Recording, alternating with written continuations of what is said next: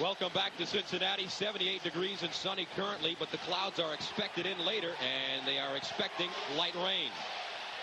Adam Vinatieri will kick it away for the Patriots, and back deep for the Bengals, Curtis Keaton, second-year man out of James Madison. And the replacement officials did a good job, guys, with that coin toss. So far, so good. They're 1 for 1.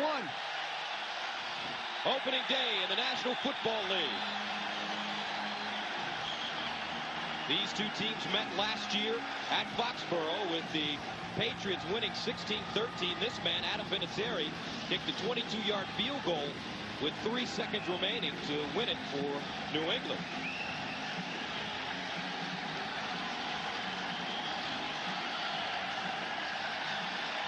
Here we go. We're underway. Keaton, 8 yards deep, will take a knee.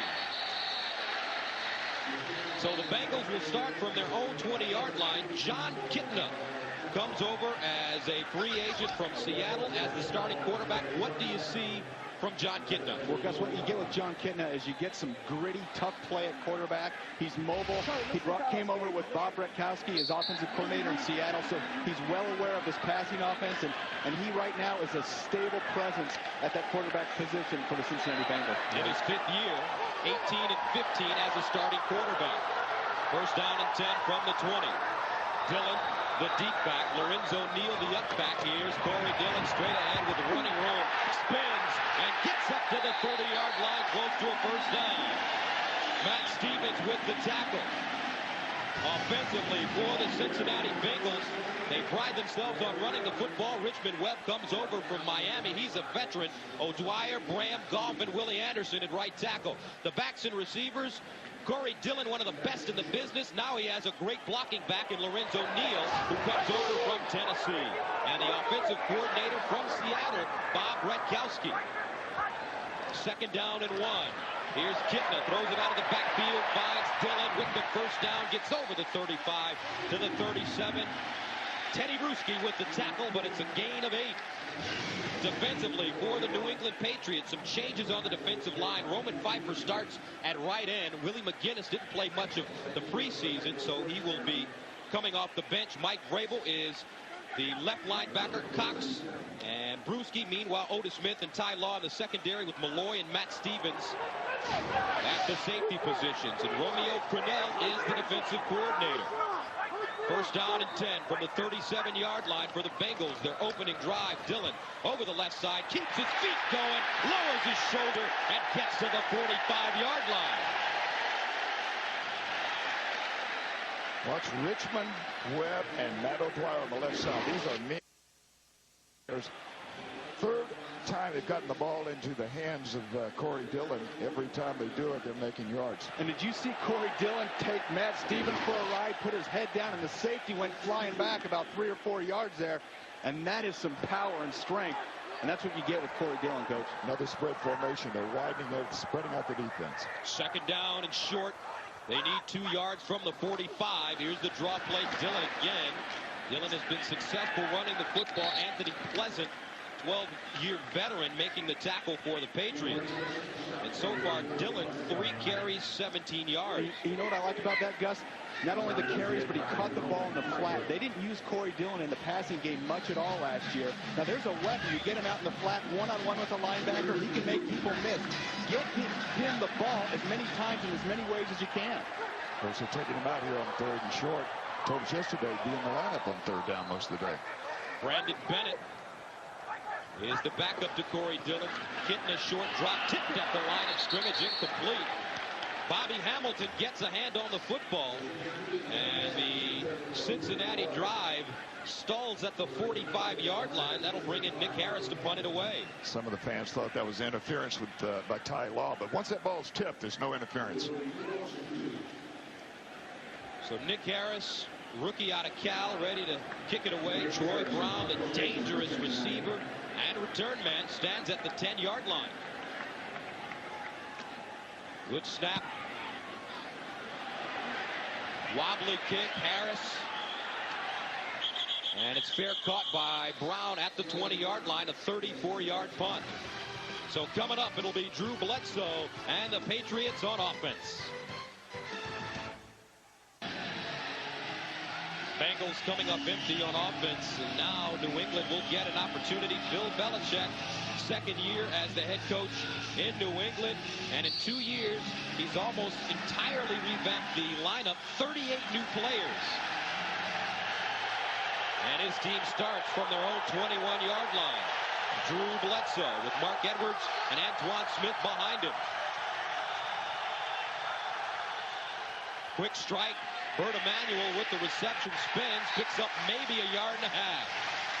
Tackle on the play made by Artrell Hawkins. Drew Bledsoe, three-time Pro Bowler, and Coach Weiss, he is a player. He is, and Brent and I were just talking, what a mature guy he has become. He's only 29 years old. Been the starter for this ball club for 9 years. Only Brett Favre has started for a team longer than that.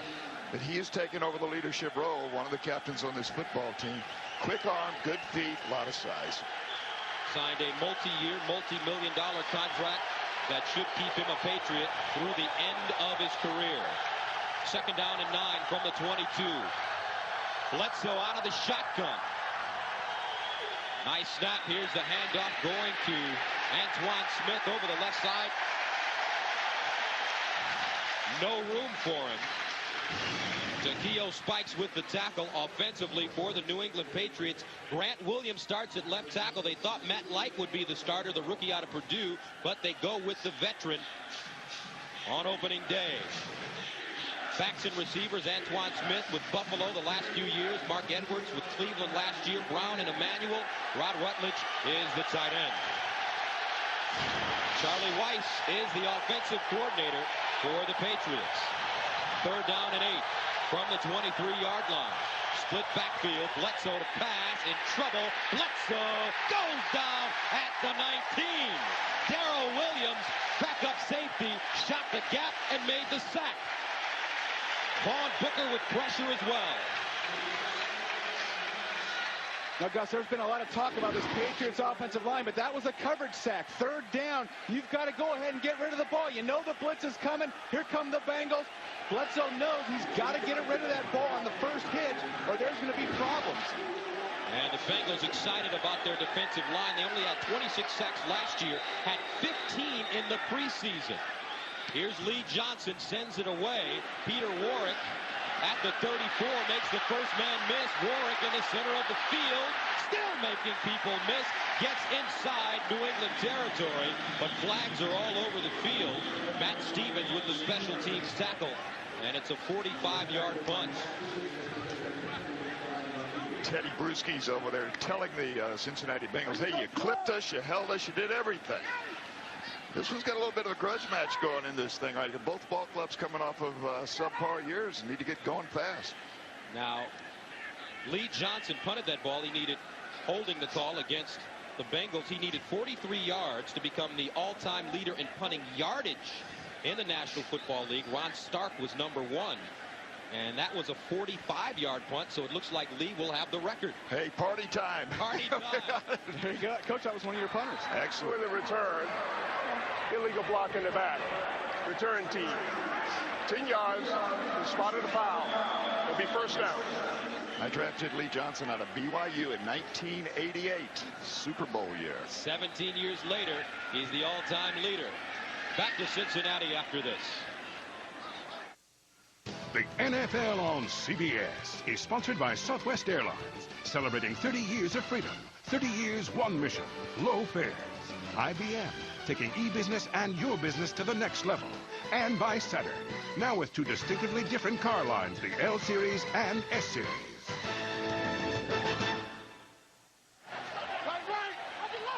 Welcome back to Cincinnati. It's been raining off and on all day, but the sun has come out for the beginning of this football game. The Bengals have it at their own 28, first down.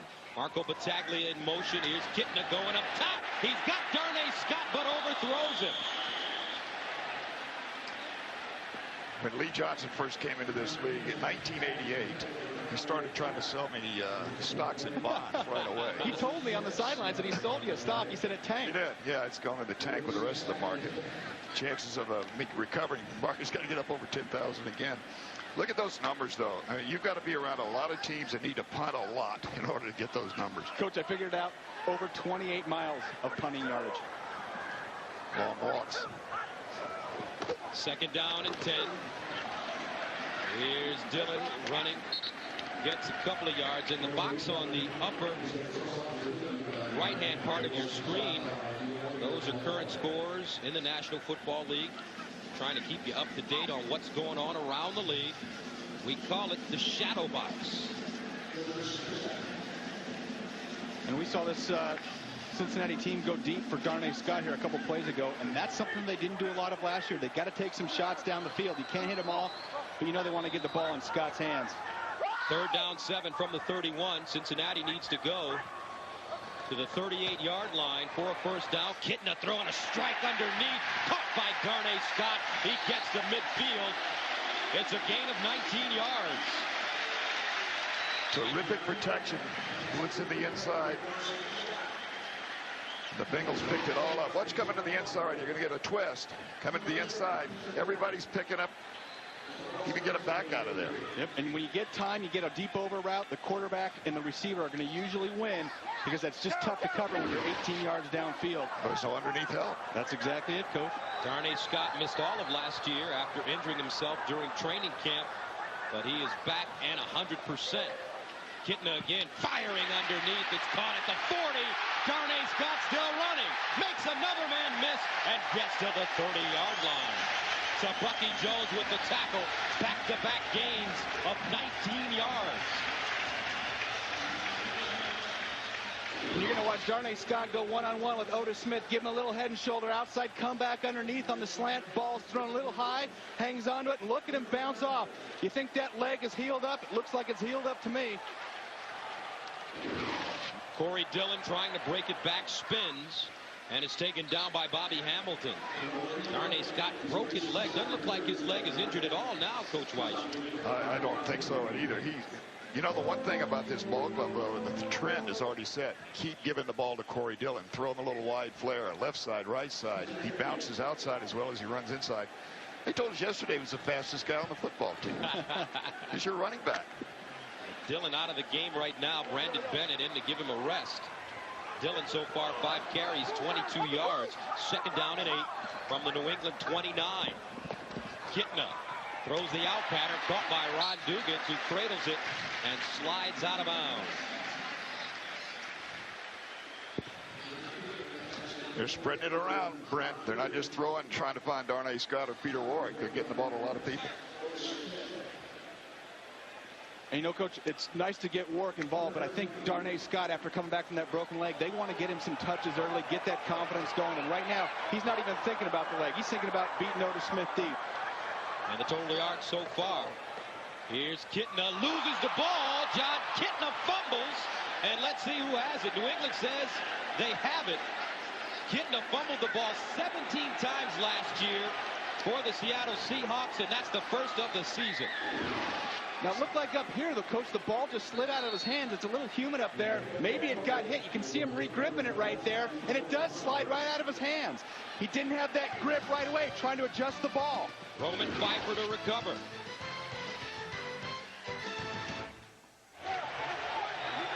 No score, 6:39 to go, first quarter of play. We get our first turnover of the game. John Kitna fumbling.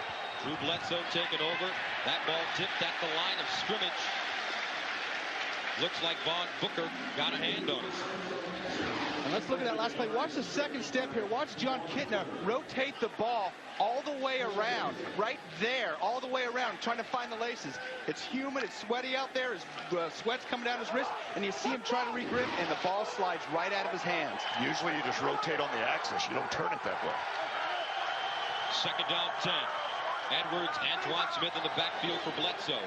Second man through is Antoine Smith trying to get outside. Lowers his shoulder, and Antoine Smith goes out at the 33-yard line. Meanwhile, let's take a look at the Bengals defense. Up front, they're getting more and more aggressive. Vaughn Booker, Oliver Gibson, the former Steeler, Tony Williams playing with a broken finger. and Renard Wilson. The linebackers all in their 4th year, all very quick. Foley, Simmons, and Takeo Spikes. And in the secondary, where they are a little vulnerable, Heath, Hawkins, the corners, Hall, Carter, the safeties, Mark Duffner, former head coach of the University of Maryland, and Holy Cross is the defensive coordinator. 3rd down and 8 from the 34. Bledsoe rolling out of the pocket. Bledsoe with room, looking for the first down, dives, and let's see. Was his knee on the ground? You know what, Gus? That is exactly right. His knee wasn't on the ground. You're going to see his body land and bounce off and go forward, and they're going to give him the mark, and I think he's going to get the first down. Well, he should get as far as he can go until something other than his hand touches the ground. Hand or feet, obviously. Now look at him get airborne, and he bounces and rolls back over and gets the first down. That's some savvy. This is actually good officiating. We haven't talked about it yet, but the officials here, replacement officials, and they got that one right on the money. 8-yard gain. First down for the Patriots from their own 42.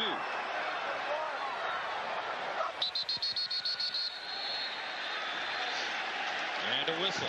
Trick play.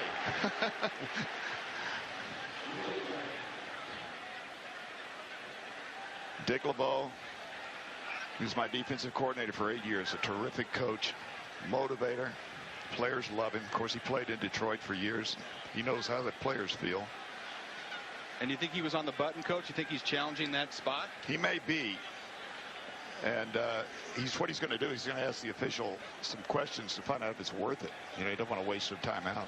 Well, especially with the new officials, you want to let them know that they're not going to just get away with every call. You got to at least stay on top of them and work the officials. Now, the veteran referees wouldn't fall for that trick. They've all been around. And guys, talk about the officiating situation and give us your opinions.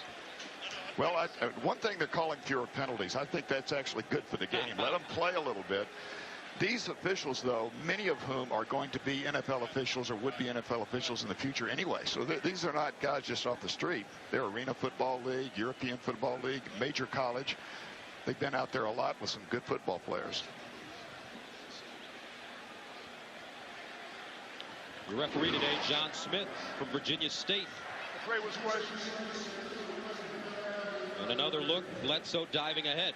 Boy, you don't want Drew Bledsoe, your quarterback in the second series of the game, going full-out extension. And it's great they rolled the pocket. It's great they moved it. He was going for the first down, and I think that just shows the competitor that Drew is.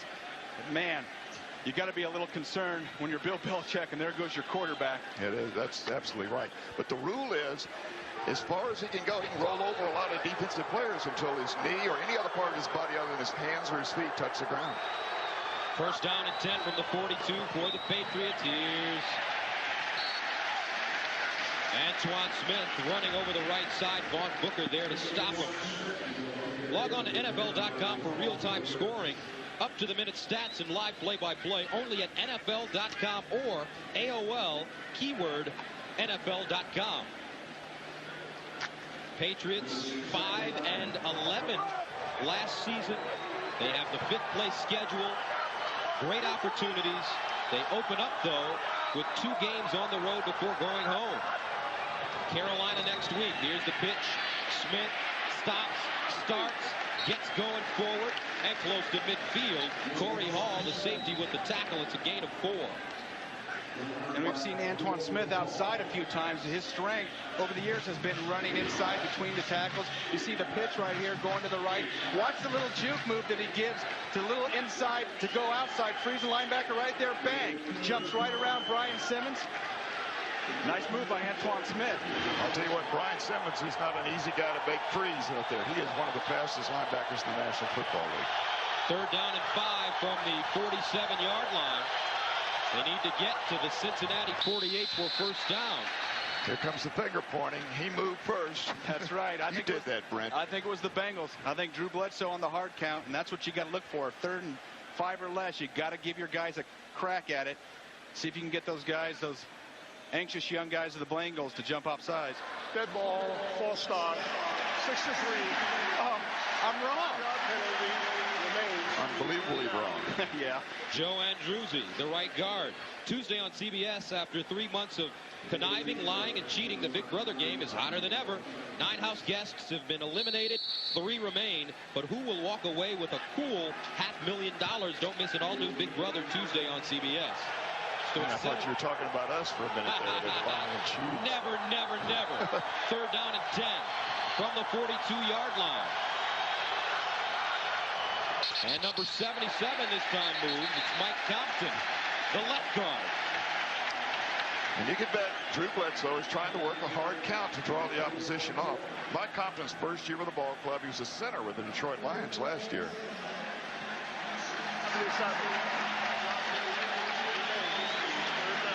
So it remains 3rd down and 15 now, and the Patriots have to go to the Cincinnati 48-yard line for a 1st down. You know, going back to Compton, you're used to bringing that ball up. You really concentrate on the count. A guard sometimes just moves on motion. J.R. Redmond in the backfield for the Pats. Ron Rutledge goes in motion. Play action. Bledsoe sets up. Fires to the sideline. Caught. Bert Emanuel cradles the football and picks up a 1st down. Nicely done for the Patriots. And you see, when Drew Bledsoe has time, he can just gash you. And Bert Emanuel runs what we call a comeback route. Does a great job getting downfield. Watch Drew stand, good protection in the pocket, step up, and Emanuel coming right back down the line, knowing where that 1st down marker is. And let's watch Drew's reaction. Here we go. We'll take it. Move the chains. And he went right after Tom Carter, who's their nickel back. He's the 5th back in the ball game on passing downs. Here's Bledsoe to pass again. This time on 1st down, dumps it over the middle. And it is caught. Charles Johnson with the reception. Johnson played for Philadelphia last year, released by the Eagles. Hawkins with the stop. And we talked to Drew Bledsoe about his receivers and about missing Terry Glenn, who's out and has had a suspension and has been out for the year as well. And he said he feels so much more comfortable with his receiving crew this year. It's a huge difference. He wouldn't have felt that way last year losing Terry Glenn, but he said this year got some veterans and guys who know how to make it happen. 3 receiver package, including the tight end. Here's the handoff going to Antoine Smith back into the game. And back to Terry Glenn, the prolific New England receiver. He was suspended by the league for 4 games for violating the substance abuse policy. Still could have come to training camp. However, he chose not to come to training camp. So inevitably, Bill Belichick had to make a decision for the sake of the team, and he suspended Glenn for the entire year. And that went to arbitration, and Bill Belichick, when we asked him about it yesterday, said the arbitrator gave us explicit orders, no comment. And that's perfect for Coach Belichick, because he doesn't like to talk a lot anyway, especially to us. Here's Bledsoe, dumping it over the middle. Troy Brown with the catch, gets his shoulder square all the way down inside the Cincinnati 15-yard line. Chris Carter with the tackle. Let me tell you, Troy Brown has been with Drew Bledsoe for 9 years. When it's a clutch down, that's a guy I'd have 2 people on him. And Coach, 3rd down, you expect some type of blitz. You're going to get him running a drag route right across the linebackers. He runs right by Brian Simmons. Simmons got to step up and pop him. He didn't see Troy Brown coming across, and Brown gets that ball, goes right by him, gets his shoulder square, like Gus said, and gets some big yards after the catch. Troy Brown coming off career highs in 2,083 catches for 944 yards. 10th play of the drive that started at the New England 32. Antoine Smith running over the left side, and he's met by a number of white jerseys. Takeo Spikes leading the way. And, Coach, this is where the Patriots have to be better this year in the red zone. I thought they were anemic last year, and I think that really hurt their team. They couldn't convert. They need to get points. They need to get touchdowns. Too many times they settle for field goals. And you think Drew Bledsoe misses the old big tight end Ben Coach in this area? Well, I think Are you going to leave anything for him to say? I mean, he said everything. No, you know what? Ben Coates was the key to everything you just said. You can erase our... He was a security blanket. This year it's Mark Edwards. Mark Edwards, by the way, let's throw this one in. Bought 200 tickets for this game. He grew up, went to high school right here in Cincinnati. And that's the end of the first quarter of play. New England knocking on the door here in Cincinnati. Score as we begin the second quarter of play. Gus Johnson along with Brent Jones and Sam Weish. Fellas, so far it seems like both teams are able to move the football. Well, in the way we thought they'd do it. Corey Dillon for the Bengals, and they're throwing the ball for the Patriots. New England inside the 15-yard line. Bledsoe to the end zone. Touchdown, Troy Brown. And the Patriots are on the board. And the Patriots have had some success running Antoine Smith inside. Watch the play action. Get those linebackers, the safeties to suck up. Watch Corey Hall. You see him jump on the play action fake. There's Troy Brown sneaking right behind him. That's what you want. That's what the running game does for you. It allows you to use your play action. Troy Brown, first touchdown of the year for the Patriots. Extra point is up. And it is good. 11-play drive covering 68 yards. They ate up close to 7 minutes. New England by 7.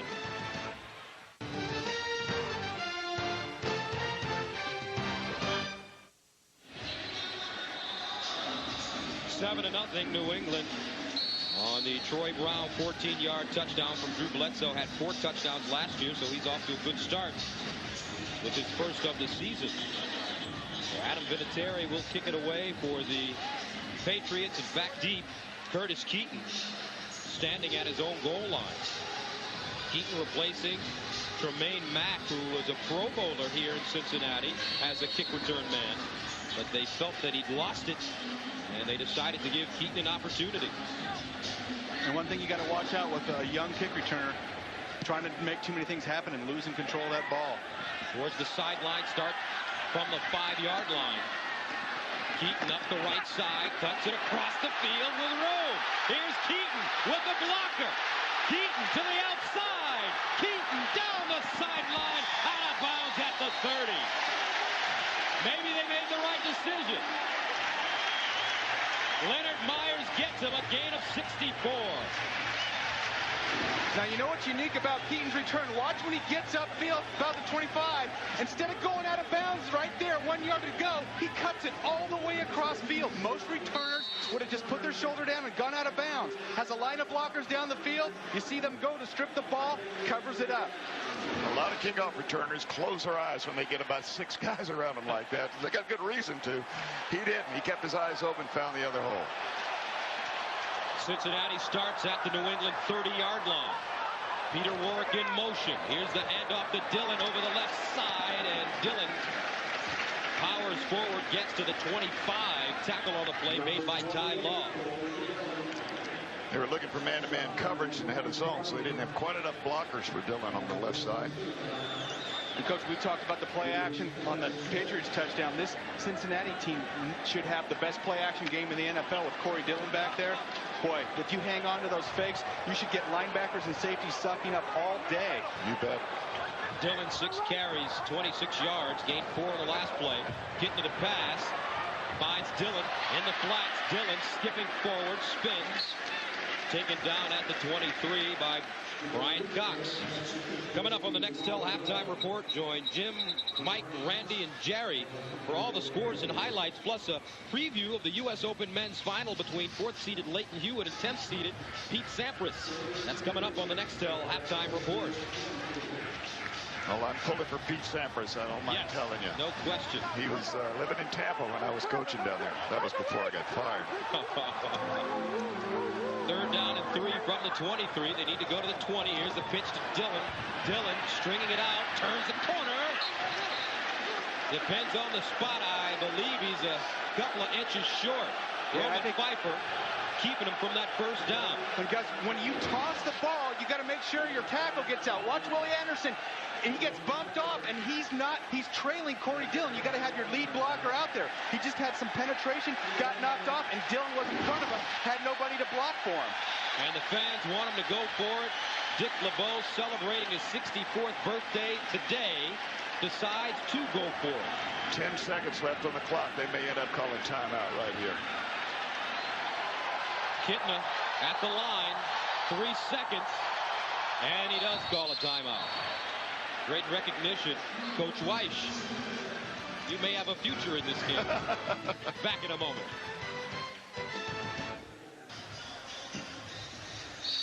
7-0 New England. 4th down and 1. Dick LeBeau decides to go for it. I love that. You got to change the mentality here in Cincinnati. Sooner or later, that's his biggest challenge. Not physical on the field, but the mentality. He's got a great running back who lines up. Marco Battaglia in motion. Corey Dillon over the right side. First down.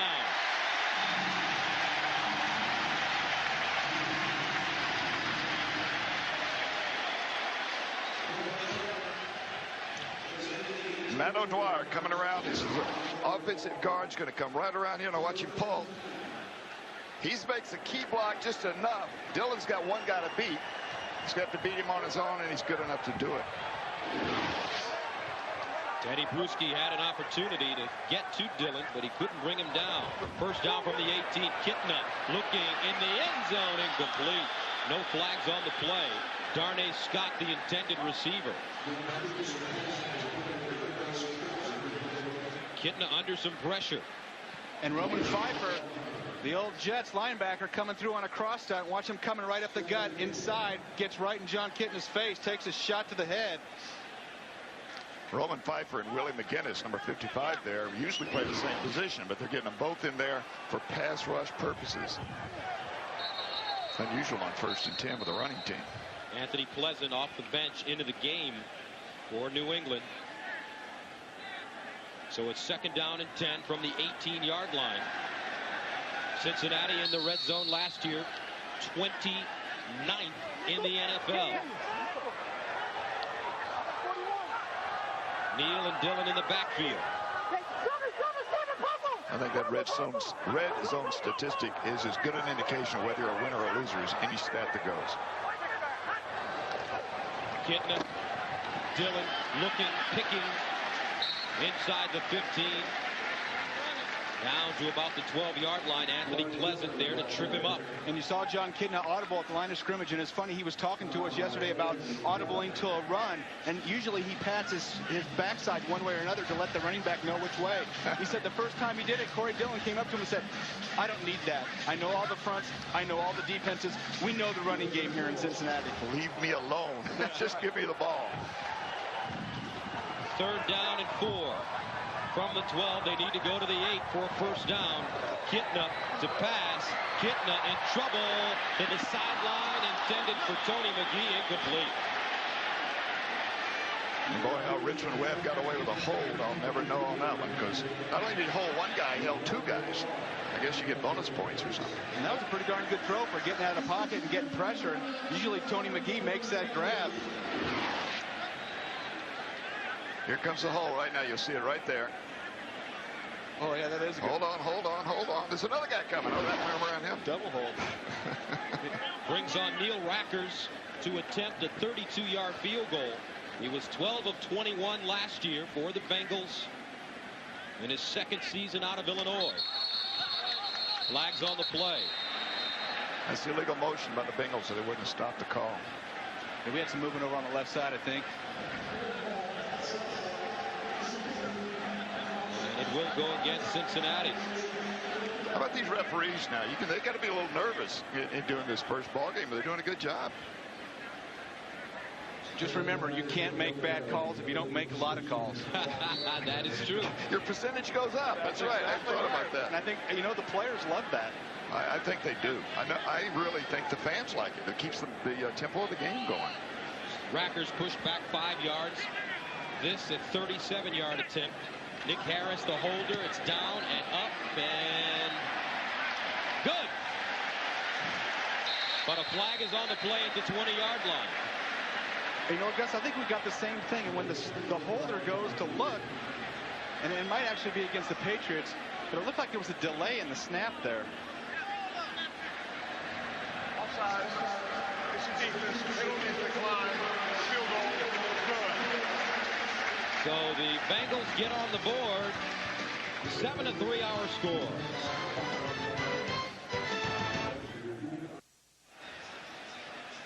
Close ball game here in the first half of play. 7-3, New England on top of Cincinnati. Now, which AFC team will have the most regular season wins in 2001? Guys, I ask you the question. Miami, Indianapolis, Baltimore, Tennessee, Denver, or Oakland. Or choose another team. Just log on and cast your vote at NFL.com. We'll get our experts' answer after this. J.R. Redmond 5 yards into the end zone. And he decides to take a knee. So a commercial coming up right now with the score 7-3, New England with the ball and the lead. 7-3, the Patriots lead the Bengals. Okay, guys, who do you think? Which AFC team will have the most wins? Well, Sam's going with the Indianapolis Colts. They've been close enough. Peyton Manning is a terrific quarterback. Well, I'm going to go with the team with the D, Denver. Oh, that's a good reason to go for. Well, it might have been subliminal when you talk about D. Hey, don't ever use the word subliminal in front of me again. Mark Edwards, excuse me. Yeah, Mark Edwards with the handoff goes forward, gets to the 25-yard line, picks up 5 yards on the play. And Drew Bledsoe was really excited when we talked about Edwards yesterday. You know, I played with Mark Edwards in San Francisco, came over from Cleveland, one of the few bright spots in Cleveland. There's not a whole lot if you've watched the Browns. But he's a great receiver out of the backfield, good locker room guy, good leader. The Browns had no idea how to use him. He's going to be instrumental, I think, in this Patriots offense. 2nd and 5 from the 25. Antoine Smith straight ahead with a big gap over the left side. Gets up to the 36-yard line, a gain of 11. Now, keyword CBS Sports Line. So far, Antoine Smith, 7 carries, 24 yards. They give it to him again, and Smith carrying the mail gets over the 40 up to the 43. Bernard Whittington, the former Colt, with the tackle, but after a gain of 6 yards. And, Coach, I think Antoine Smith in top form is what this Patriots team needs. They need a go-to back.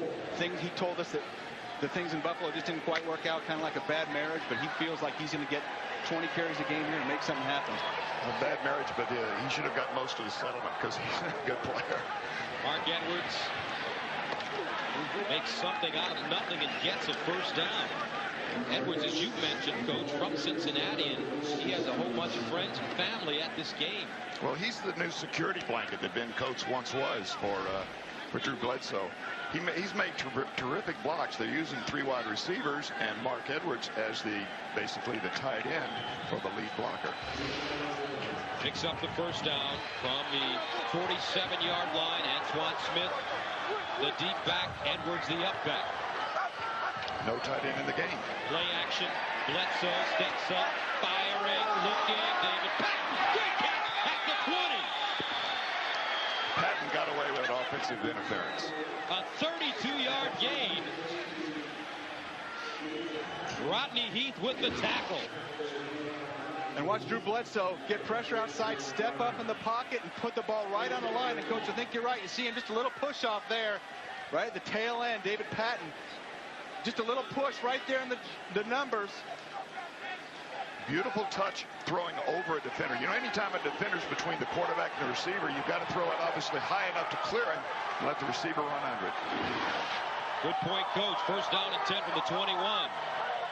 Smith, the single setback, short drop. Bledsoe decides to tuck it and run.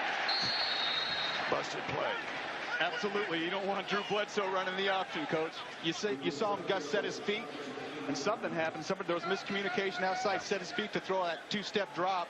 Nobody was there, and he just took off with the ball. And once again, you don't want your quarterback breaking the pocket. Well, I guarantee if it was an option, Charlie Wise is being talked to right now. He's the offensive coordinator. They won't do that. But if somebody forgot to run around, it was going to be a quick slant or a quick out. Drew Bledsoe has thrown for over 3,000 yards, 7 consecutive seasons. Second down and 9. 3 wide receivers again and 2 backs. Here's Bledsoe looking at Bledsoe. Sacked by Raynard Wilson. Second sack of the day for the Bengals. Greg Robinson Randall just got beat on the first step. Didn't have the angle at all. Right in his face, you see number 64, Robinson Randall. What does a guy have 2 names for, by the way? What does that mean? You know, I don't know, but you better say one thing. When the guy gets around you that quick, you better be 2 words, better say to your quarterback. Look. Out. That's the 2. Jeez. Well, he adopted his father's name, Coach.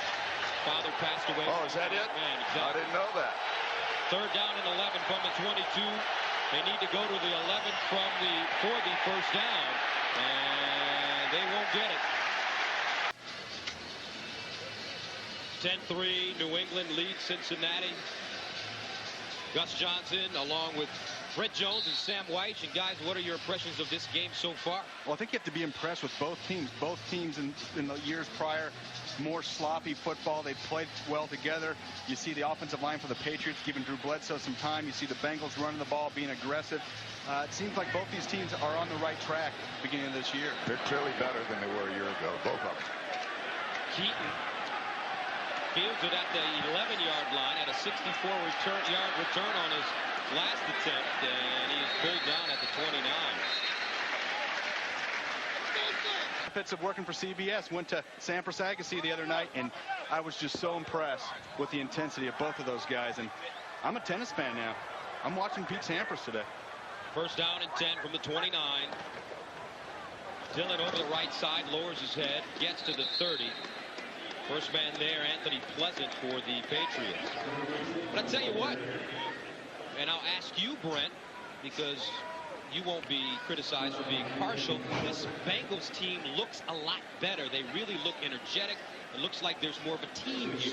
You know, I think that you can just feel it in the locker room. And we went out to practice on Friday, and we saw the urgency in which they practiced. The Bengals in years past would stand around on Fridays. There'd be loafing the drills and what have you. This team was bouncing. Dick LeBeau had these guys ready to go. You practice like a champion, you play like a champion. 2nd down and 8 from the 31. Draw play. Corey Dillon with room.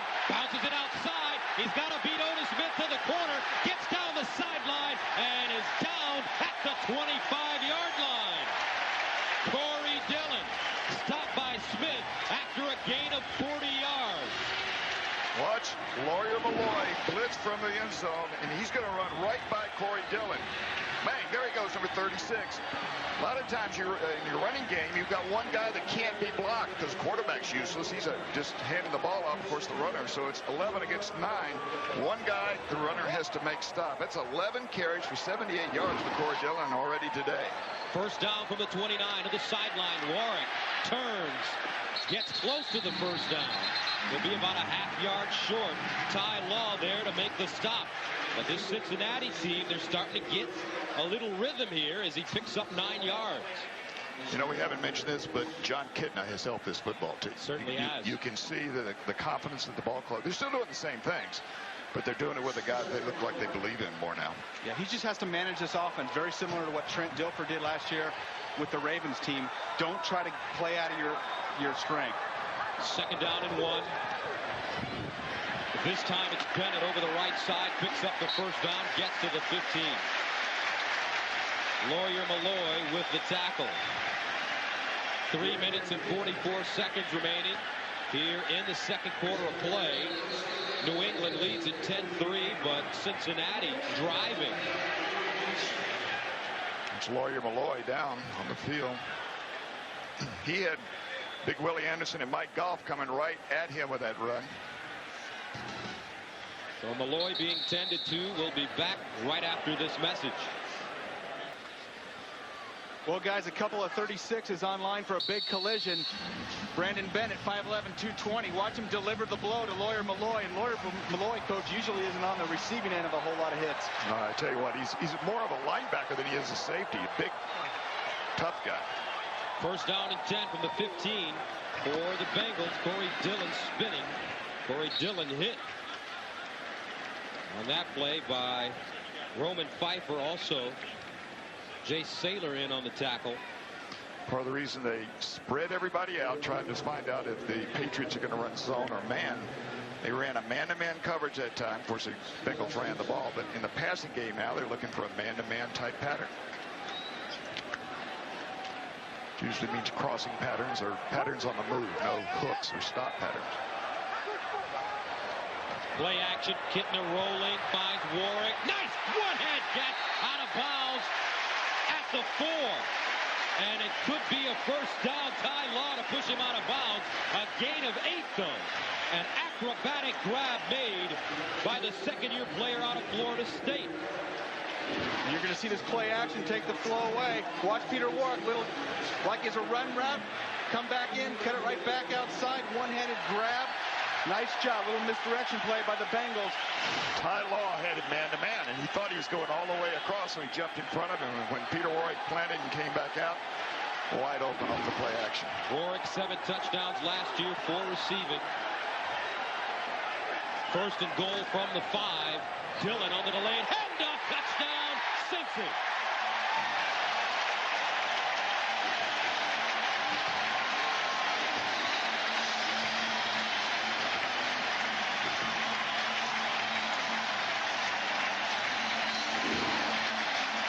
Watch Mike Goff right there. Look at that. That's a big hole now. And then coming around is Richmond Webb. The offensive line of the Bengals are getting movement.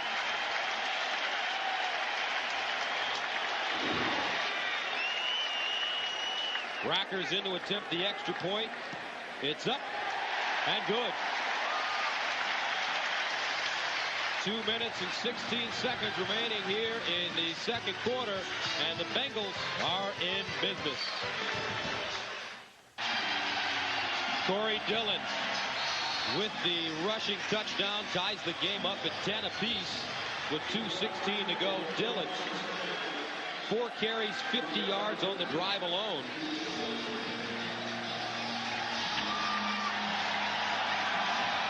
Rackers sends it away. J.R. Redmond from the goal line. Redmond up to the 30-yard line, make it the 31. Tonight on... So New England with the football at the 30. 2:06 to go. Mike Compton is in at center. They're in the shotgun. Bledsoe, quick strike. Bert Emanuel with the catch. Gets to the 35 where he's met by Artrell Hawkins. Takeo spikes. And that takes us to the 2-minute warning with the score. New England 10, Cincinnati 10 here on opening day. 2 minutes to go, game tied at 10. New England with the ball at the 36-yard line. What does Bill Belichick tell his team at this stage of the game? Well, the same rules. Get out of bounds if you can. If you're a receiver, if the ball is completed way down the field, expect for a timeout. They have 3 timeouts to go, and expect the Bengals to try to strip the ball, hold it tight. 2nd and 5 from the 36. Bledsoe to the sideline. It's tipped and complete. Brian Simmons got a hand on it and almost intercepted it.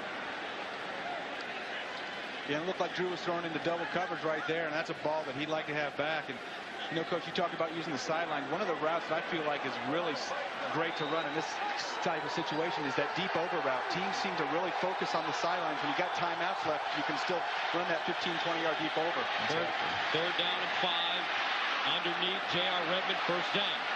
Gets to midfield. Gain of 14.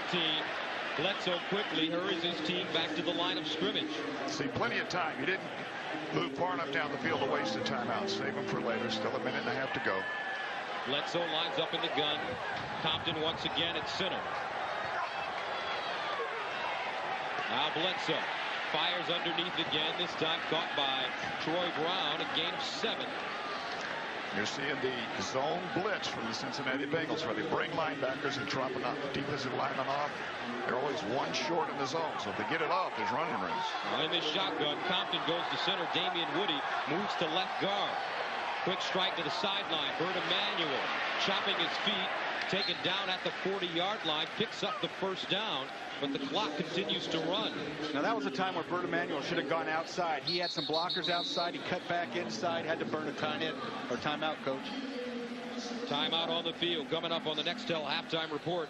Join Jim, Mike, Randy, and Jerry for all the scores and highlights, plus a preview of the U.S. Open men's final between Leighton Hewitt and Pete Sampras.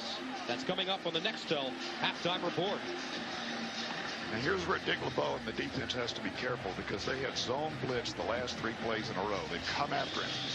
This is the time you go down the field, because you're one-on-one everywhere down the field. Boy, and I really like David Patton and what he brings to this receiving corps for the New England Patriots, and he is going to be a guy that's going to make some things happen this year. And now's the time maybe to take a shot. We saw him make a big play earlier on. Take a shot downfield. Give him a chance to run by one of those corners.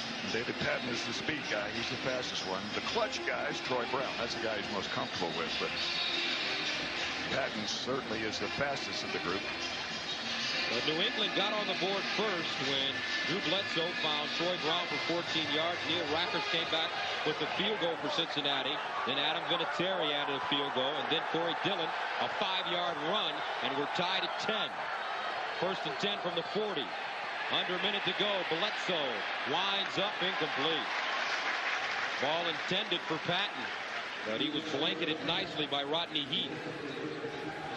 Patton did a little turning pattern, and he needed to slide back to the outside because Drew Bledsoe couldn't see him. There was a linebacker blocking the vision. Just misread between the two. 10 for 13. Bledsoe having a good day. Second down and 10.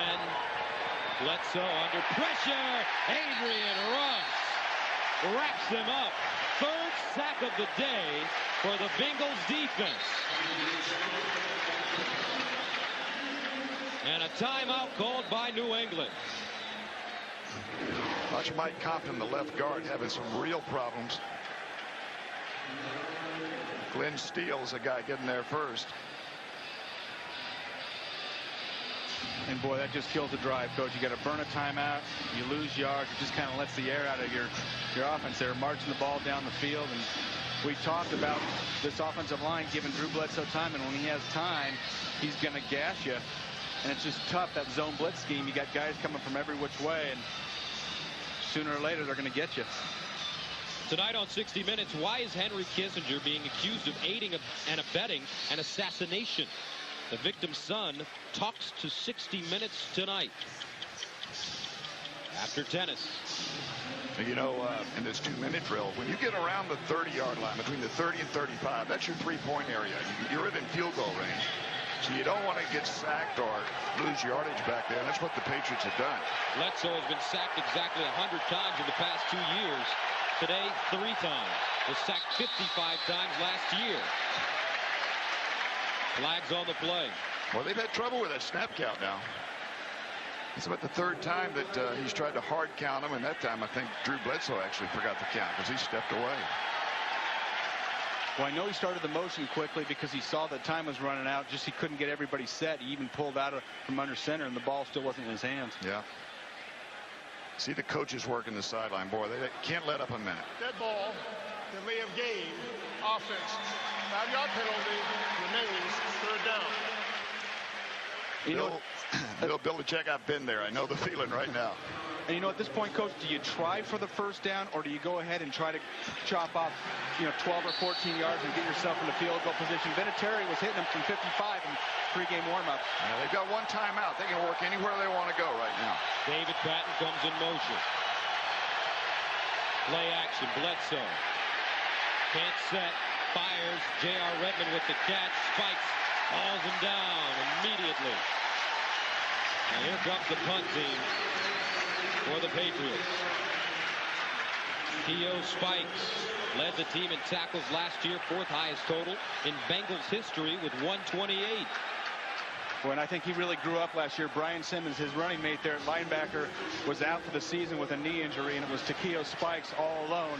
And I think he really matured in that situation. I think he's really a guy that feels like he's a team leader now. You mentioned that he's captain. This is his defense, and he is their emotional leader out there. That's the end of the first half with the score. New England 10, Cincinnati 10. Coming up, it's the Nextel halftime report after this message and a word from your local station.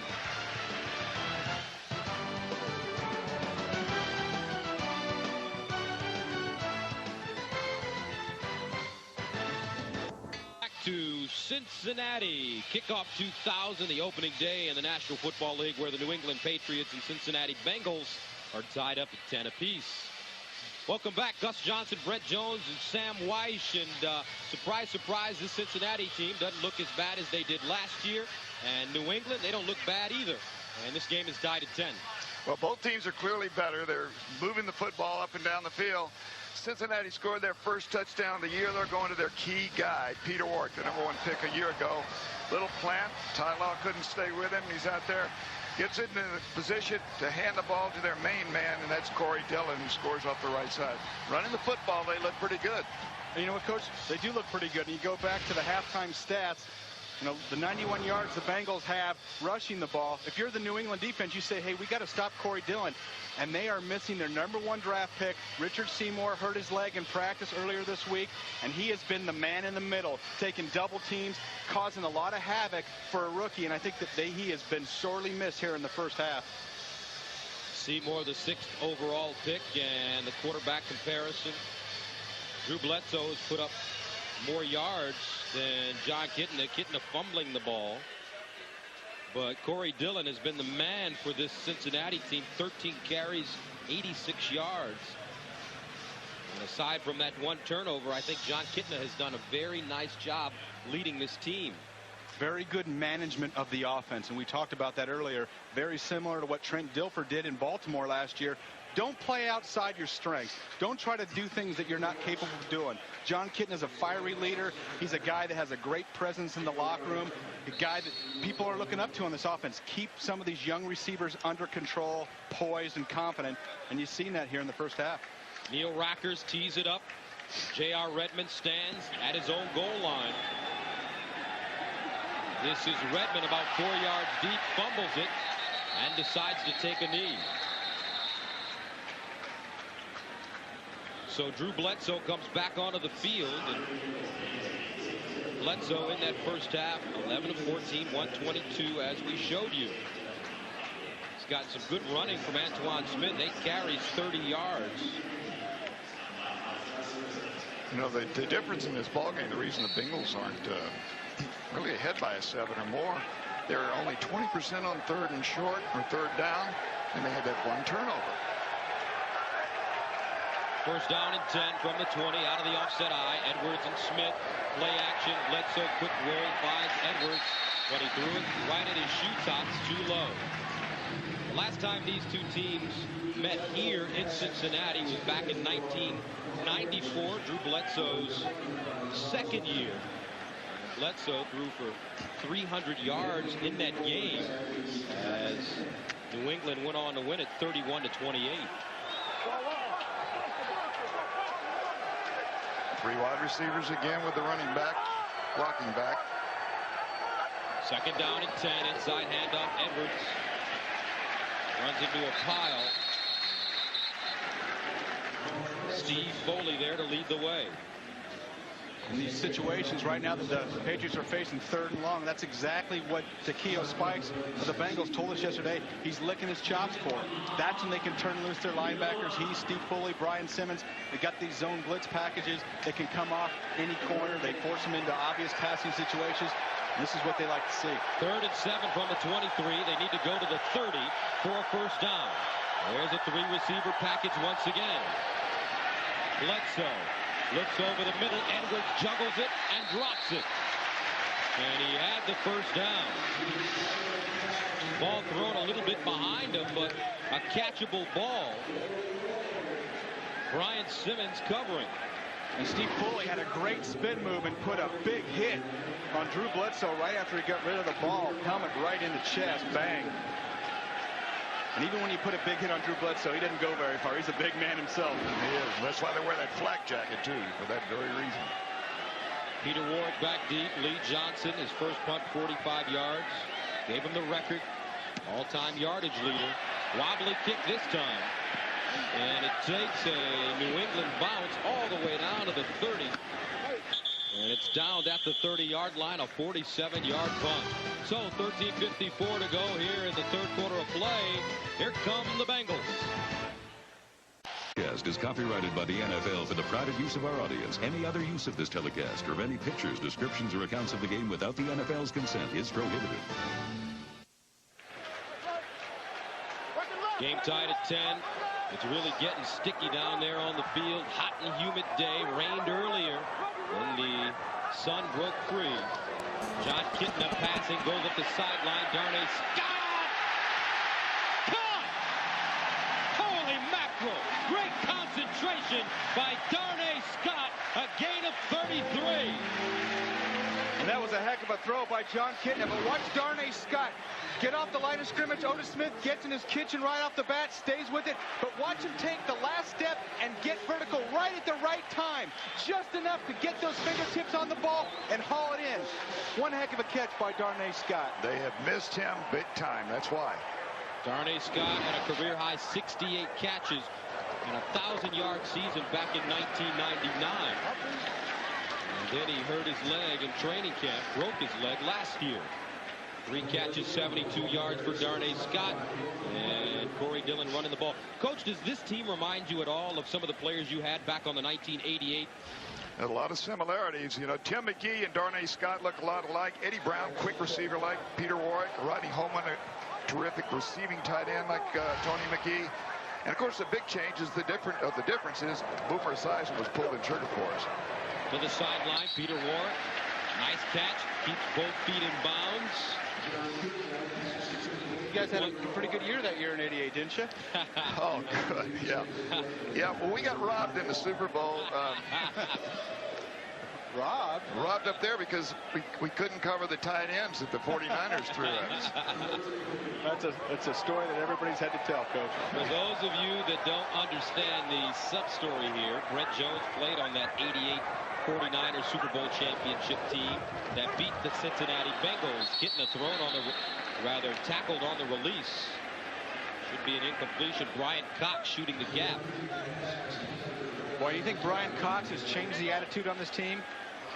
What a great offseason acquisition to get Brian Cox. You see him coming up the middle of the blitz, getting to Kitna, and he has changed the attitude. And he told us yesterday when he came in, he said, we have to change the work ethic of this former Patriot team, and he's been part of doing that, elected captain this year. So Neil Rackers comes in to attempt a 47-yard field goal. It's already good from 36 for the lead.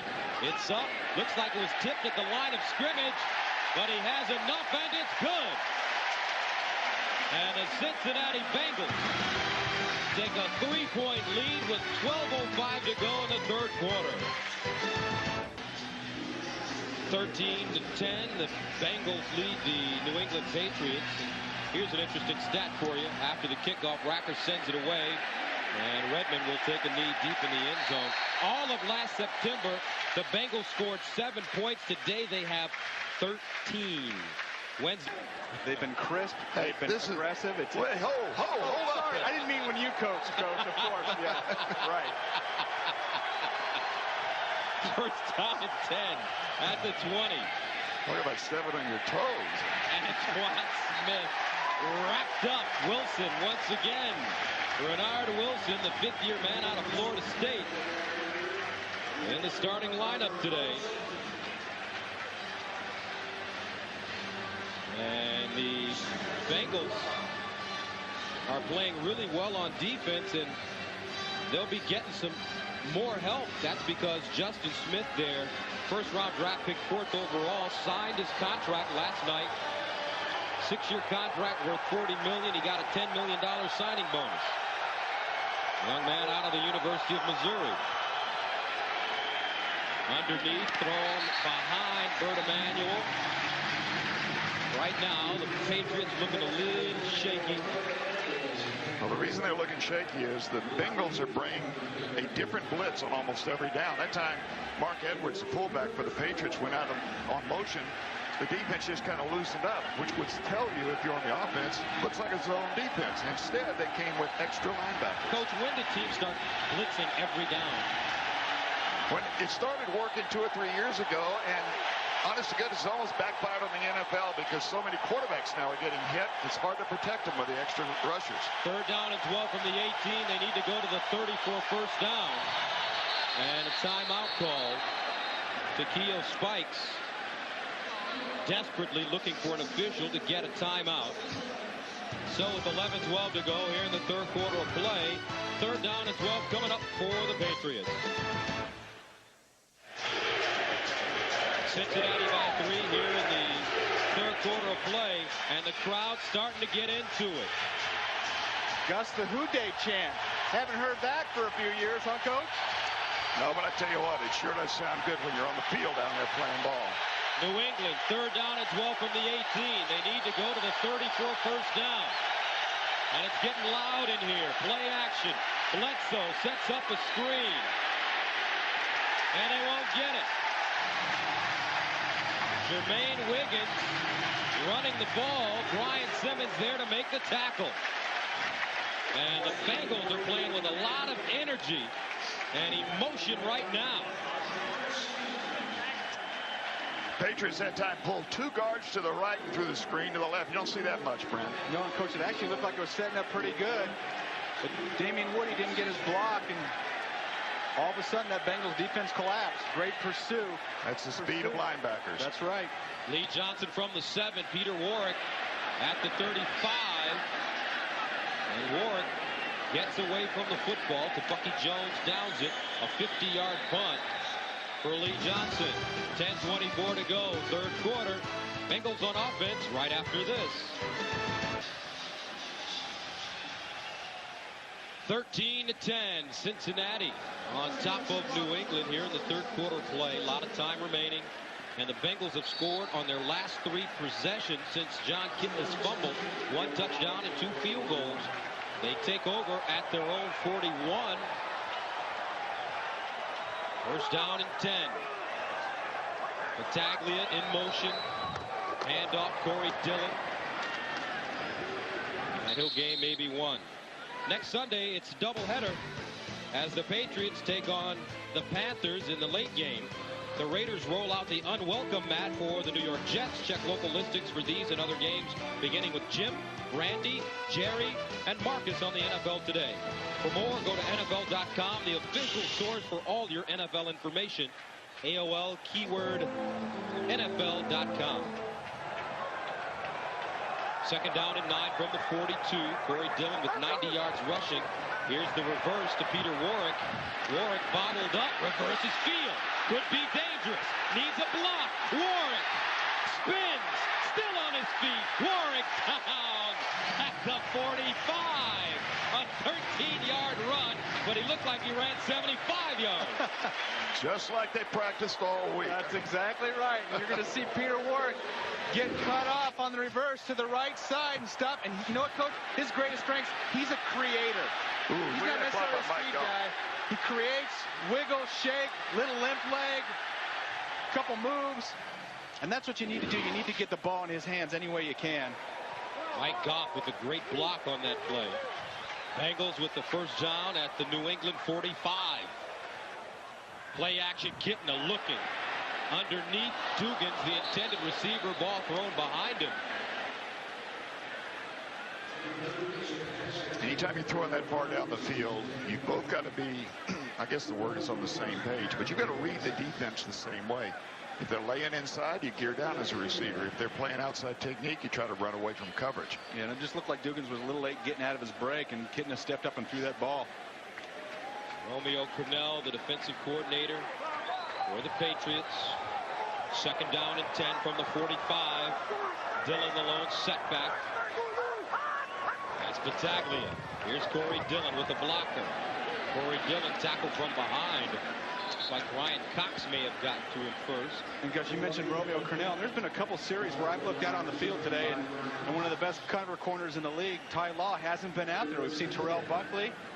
We've seen Otis Smith, and I don't know if Ty Law's got something that's keeping him off the field or if they're just rotating, but he's been off the field more than a few times, and he just came back on right now.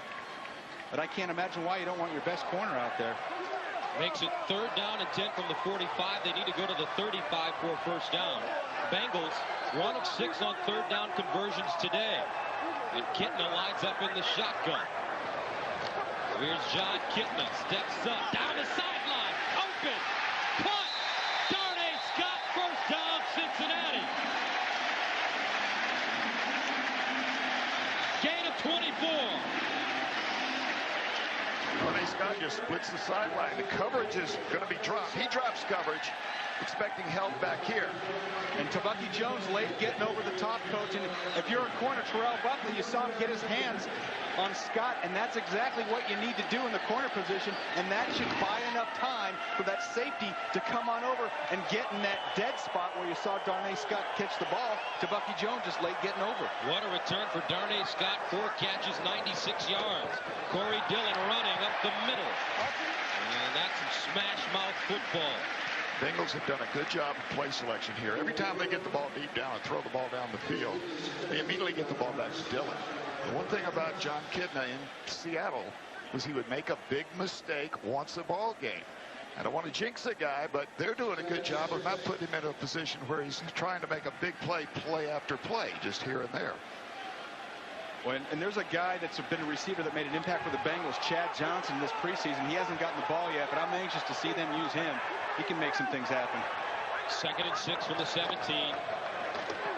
This is Bennett, and Bennett won't get too far. Brian Cox with the tackle. And Brian Cox has played a number of places, in Chicago and Miami with the Jets, and now in New England. Last year he's with the Jets, and he came into training camps. Mike Vrabel had his jersey number 51, so he wore number 0. So what happened? For an undisclosed amount of money, he was able to get his number 51 back. To be determined later. That's what it was. It was a big price if he didn't want to talk about it, I guarantee you. 3rd down and 4 from the 15. Kitna throwing up top. Incomplete, intended for Darnay Scott. He wanted a flag. Otis Smith covering, and the officials, they're letting him play. They're letting him play, but there's that 5-yard chuck zone, and Darnay Scott looked like he ran a hook and go, coach. And you see him get to the top of the route and start to go, and there's Otis Smith getting his hands on him and holding him up. And he wasn't able to get to that ball, and maybe the referees just determined it wasn't a catchable ball, but 5-yard chuck zone. Neil Racker's good from 36 and 47. This a 33-yard attempt. They get it down. It's up. Good again. Neil Racker's perfect today. A man that was 12 of 21 1 year ago is mowing him down this afternoon.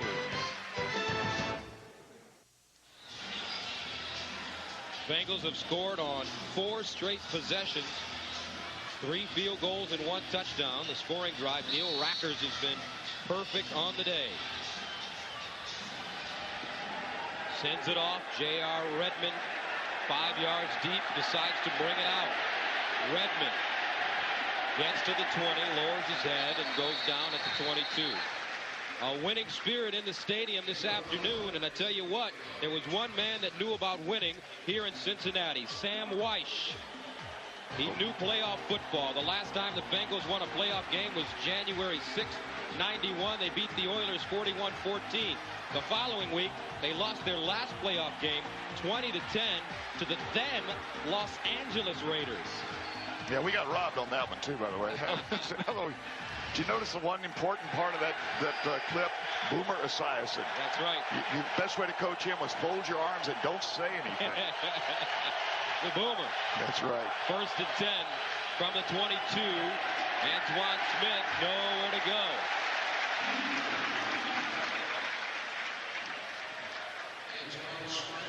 Get in the game. Register today for all levels of fantasy football, from novice to expert. Just click on free fantasy at cbs.sportsline.com or AOL keyword CBS Sportsline.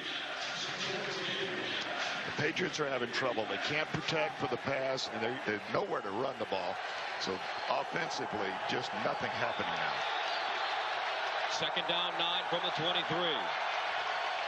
Bledsoe, quick strike, finds David Patton. Patton gets over the 25 to the 27. Heck of a hit made by Steve Foley. And we saw early on when the Patriots could run the ball, their passing game was opening up. But look at this graphic. These last 4 possessions, 3 plays, 2 yards, 3 yards, 20. And they got a field goal out of it. But they haven't run the ball as effectively as they did earlier in the game. And that's when their passing game was opening up. They've become one-dimensional. They're not even trying to run the ball in the heart of the Cincinnati defense. And it's allowing a lot of pressure on Drew Bledsoe. 3rd down and 5 from the 27. They need to go to the 32 for a first down. Bledsoe in trouble, gets it away, complete. J.R. Redmond, the intended receiver, but a flag is on the play. And a late flag, and I think Renard Wilson might have just jumped right here at the bottom of the screen. That one's most likely against the Bengals being offsides. So if you're sitting at home right now and you're watching this Patriot offense start to stall, do you start thinking about Terry Glenn? Well, I don't. I tell you what, as a coach, let that guy go. He didn't want to play this year, and they went through a lot of trouble with him. It's time to move on. I think the players think that too for the Patriots. He's a good player. They miss him. Okay, we admit that. Now we got to go play with somebody else. And Bill Belichick told us about the type of guys that he brought in, and they were very aggressive this offseason. Brought in 18 veteran free agents, and that's going to really pay dividends in situations like this. But I like Bill Belichick's team. I think it's really progressing. I think you got to give kudos to Robert Kraft, allowing him to go out and spend the money, be aggressive. And a lot of their veterans are just plain veterans. They're not just guys that are free agents. Look at that list and the years in the league. You bring experience, you bring leadership, you bring an attitude to the ball club when you bring that kind of experience in. And that's the route the Patriots. You bring in locker room guys, Coach. And in this last year, Bill Belichick told us we had 11 guys who just happened to be wearing the same uniform, 11 individuals. This year, we're a team. He said, this is a team.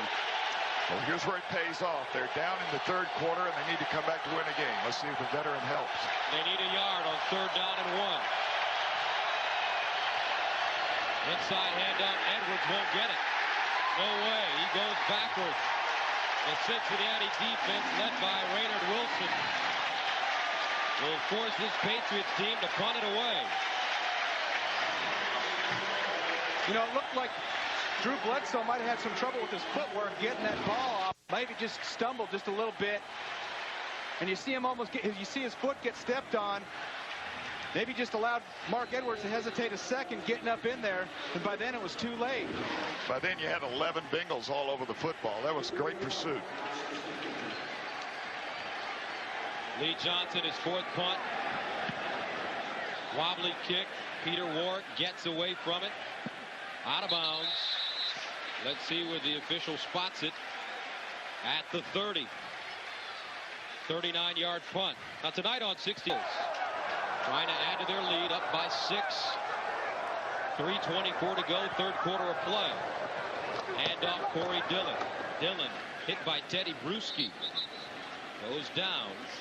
And the last 4 possessions for the Bengals, it's been very successful outings. You know, we mentioned Richard Seymour, the nose tackle of the Patriots, hurting his leg and being out today, but you also have to look at the fact Willie McGinnis had micro back surgery in June. He's only been in a handful of plays. Lawyer Malloy hurt his back here in the first half. He's not in there. So they've got a little bit of a makeshift defense going on right now. Somebody's going to have to put the clamps down on this Cincinnati offense. 2nd down and 8 from the 32-yard line. Kitna looking to the sideline. Warrick with the catch, both feet in bounds.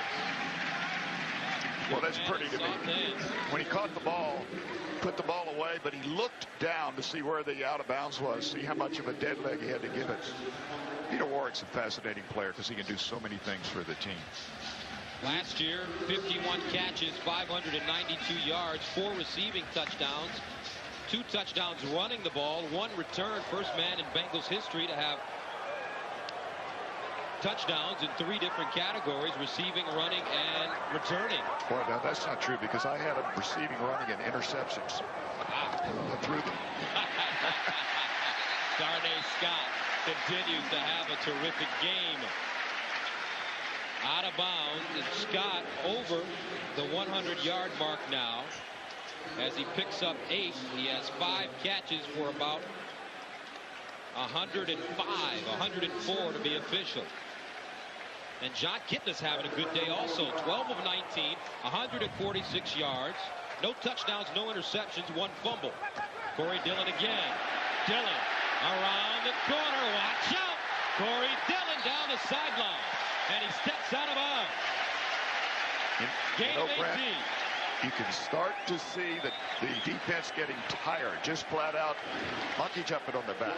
You know, Coach, the thing that's impressive about Dillon, watch him, you think of him as inside runner, watch him cut back, watch Lorenzo Neal stay on his block, and what Corey Dillon has, and most backs don't have in this league, is the strength and power to run inside, but the speed to break it back outside. He's such a unique back. Second-round pick out of Washington today, 133 yards rushing against a Bill Belichick-led defense. He'll do that most weekends, too. He's just that kind of runner. 1st and 10 from the 37. Kitna underneath Warwick. Another nice catch. That one thrown right at his eyeball. And he picks it up at the 30-yard line. Well, I don't want to keep working on, but you watch the Patriots, they get their hands on their hips. When I see teams with their hands on their hips or hands down around their knees, as a group, you know that you've got fatigue out there on the football field. They've been on the field a lot today. They haven't gotten a lot of help from their offense, especially here in the second half of play. 2nd and 3 from the 30. Brandon Bennett now around the left side. Remember, this game was tied at 10 at halftime. And Cincinnati up by 6 now and driving once again. 33 seconds remaining in the third quarter of play. And you know what, Gus? I think that the Coach LeBeau notices the fact that New England's got their hands on their hips. He's talking to John Kitna, trying to get him in and out of the huddle. They aren't taking the full time to get up there. They're getting up there with a lot of seconds left on the clock, snapping it, and they're bringing it right down these guys' throats. 1st and 10 from the 25. Brandon Bennett, the lone setback. Kitna underneath. Touchdown! Tony McGee wide open.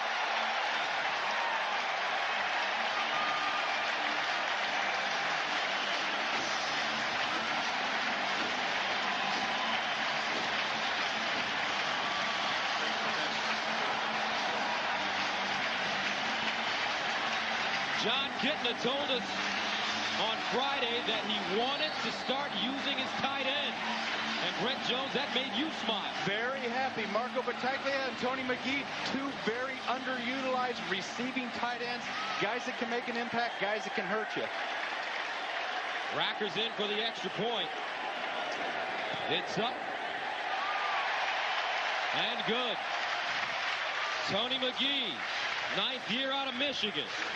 Had 1 touchdown last year. And you're going to watch Tony McGee just run that seam route right here. Brian Cox has him too deep. You see Brian get lateral. He has Tony McGee deep. He's got to know that he's got him down the seam. You see McGee get up and get that ball. Tough catch when you're all by yourself. They try to get into the stands, but this stadium is a new one, and they figured it out. They made the wall about 2.5 feet higher. You can't jump up there like you do at Lambeau. Tony McGee gives the Bengals a 23-10 lead. They've scored on their last 5 possessions. And in past years, the Bengals have really struggled in September. And, you know, and part of that has been their offense. Their defense has gotten tired on the field. Offense not getting any points, and this is a new day for the Cincinnati Bengals. And I just got to credit John Kitna. He's done a great job of spreading the ball around. They come back to Corey Dillon, using all his receivers. That's what you need to do. Keep your defense fresh. You've got some young, fresh legs, guys that can make some things happen. And it's been a long time, Gus, since we've heard this stadium this loud. And Dick LeBeau, John Kitna, trying to make believers out of the fans here in Cincinnati. LeBeau celebrating his 64th birthday today. What better present could his team give him? And Rackers almost gets this one out of the end zone.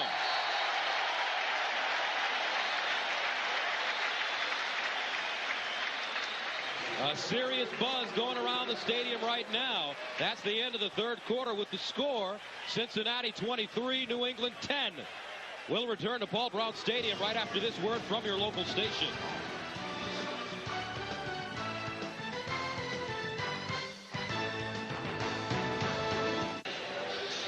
John Kitna threw his first touchdown of the season to Tony McGee, and the Bengals have scored on their last 5 possessions, up 23-10. So let's see if Drew Bledsoe and the Patriots can answer. They start from their own 25. Bledsoe, play action, looking, incomplete. Antoine Smith, the intended receiver. And welcome back.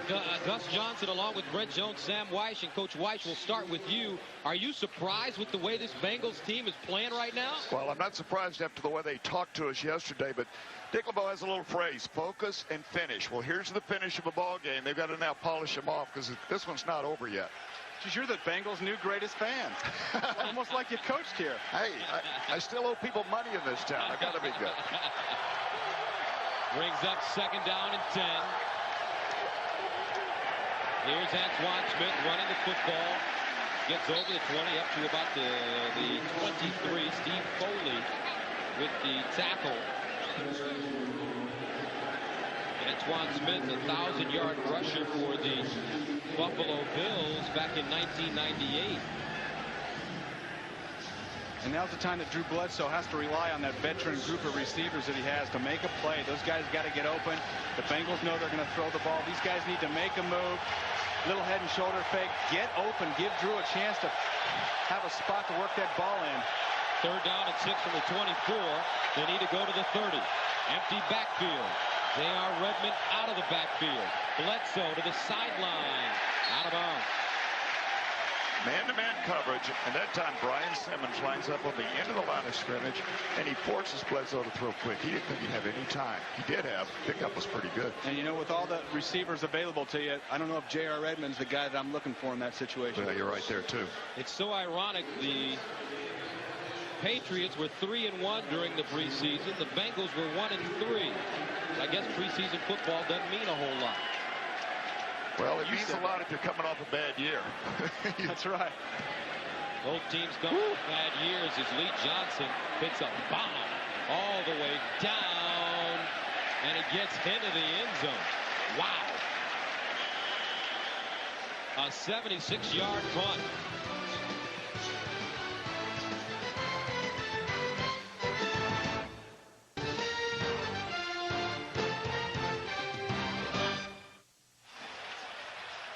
Lee Johnson delivered the longest kick of his career, 76 yards. But the Bengals have it at their own 20. Here's Kitna throwing underneath. Caught. Corey Dillon with the one-hand grab. It gets out of bounds. They are doing everything right today. 14-yard gain, and here's Cincinnati's version of the triplets. Well, Peter Warwick last year had to play without Darnay Scott. That's helped both of them. This guy right here, let's just face it, he's one of the best running backs in the NFL.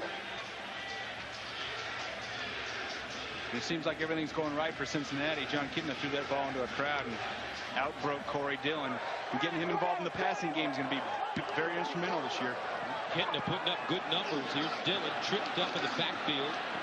And taken down, first man to him is Willie McGinnis, number 55. Injured player on the field. Mike Vrabel, the free agent signee from Pittsburgh, and he's holding his left knee. Corey Dillon's slow getting up as well.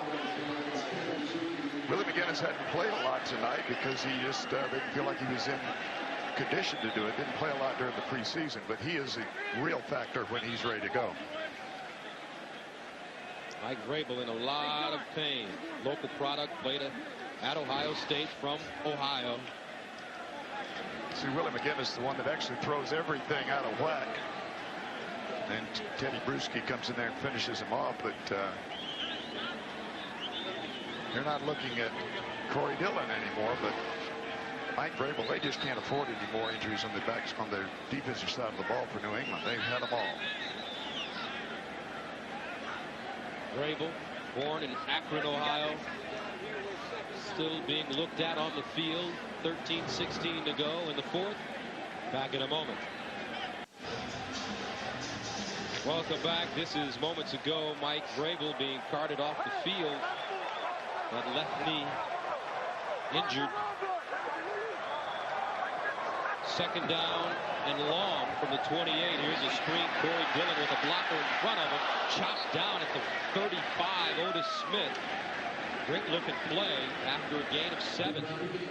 Willie McGinnis had all that pressure on the previous play, so they went right back at him, let him come free and throw it over his head. Yeah, that's tough when you don't get a lot of snaps in the preseason. You're always sucking some wind that first game. And, you know, Willie McGinnis is the difference maker as far as rushing the passer. And we talked about Richard Seymour, their first-round pick. He's a difference maker versus the run. And Lawyer Malloy, a difference maker in the secondary, out with an injury. And this is something the Bengals need to do more of. Screen passes, and a great tackle over Smith, taking Corey Dillon's knees right out from under him. 3rd down 9 from the 35. They need to go to the 44. Here comes the blitz. They hand it off to Bennett. Bennett with running room with the first down and more. Great call by Bob Bratkowski, the Cincinnati offensive coordinator. A gain of 21 yards. And as great as Bennett was, watch the right tackle. Big Willie Anderson right here. Bang on Brian Cox. Bang right on your back. There's nobody around. Bennett's getting up. Big, huge hole. And look at John Kitty. You think he's fired up about it? Well, he was looking from the back. He could see the vision that the running back Bennett had that time. He was really stacked up. And then here's the coordinator of Bob Bratkowski, who's new this year with the Cincinnati Bengals. Came over from Seattle. Here's the handoff. Bennett once again slicing through the New England defense to the 35. And we talked to Dick LeBeau on Friday, and he told me that he told all of us that he had to go to one of their former coaches when it was time to hire a new offensive coordinator. Yeah, I was wondering which coach he would be going to.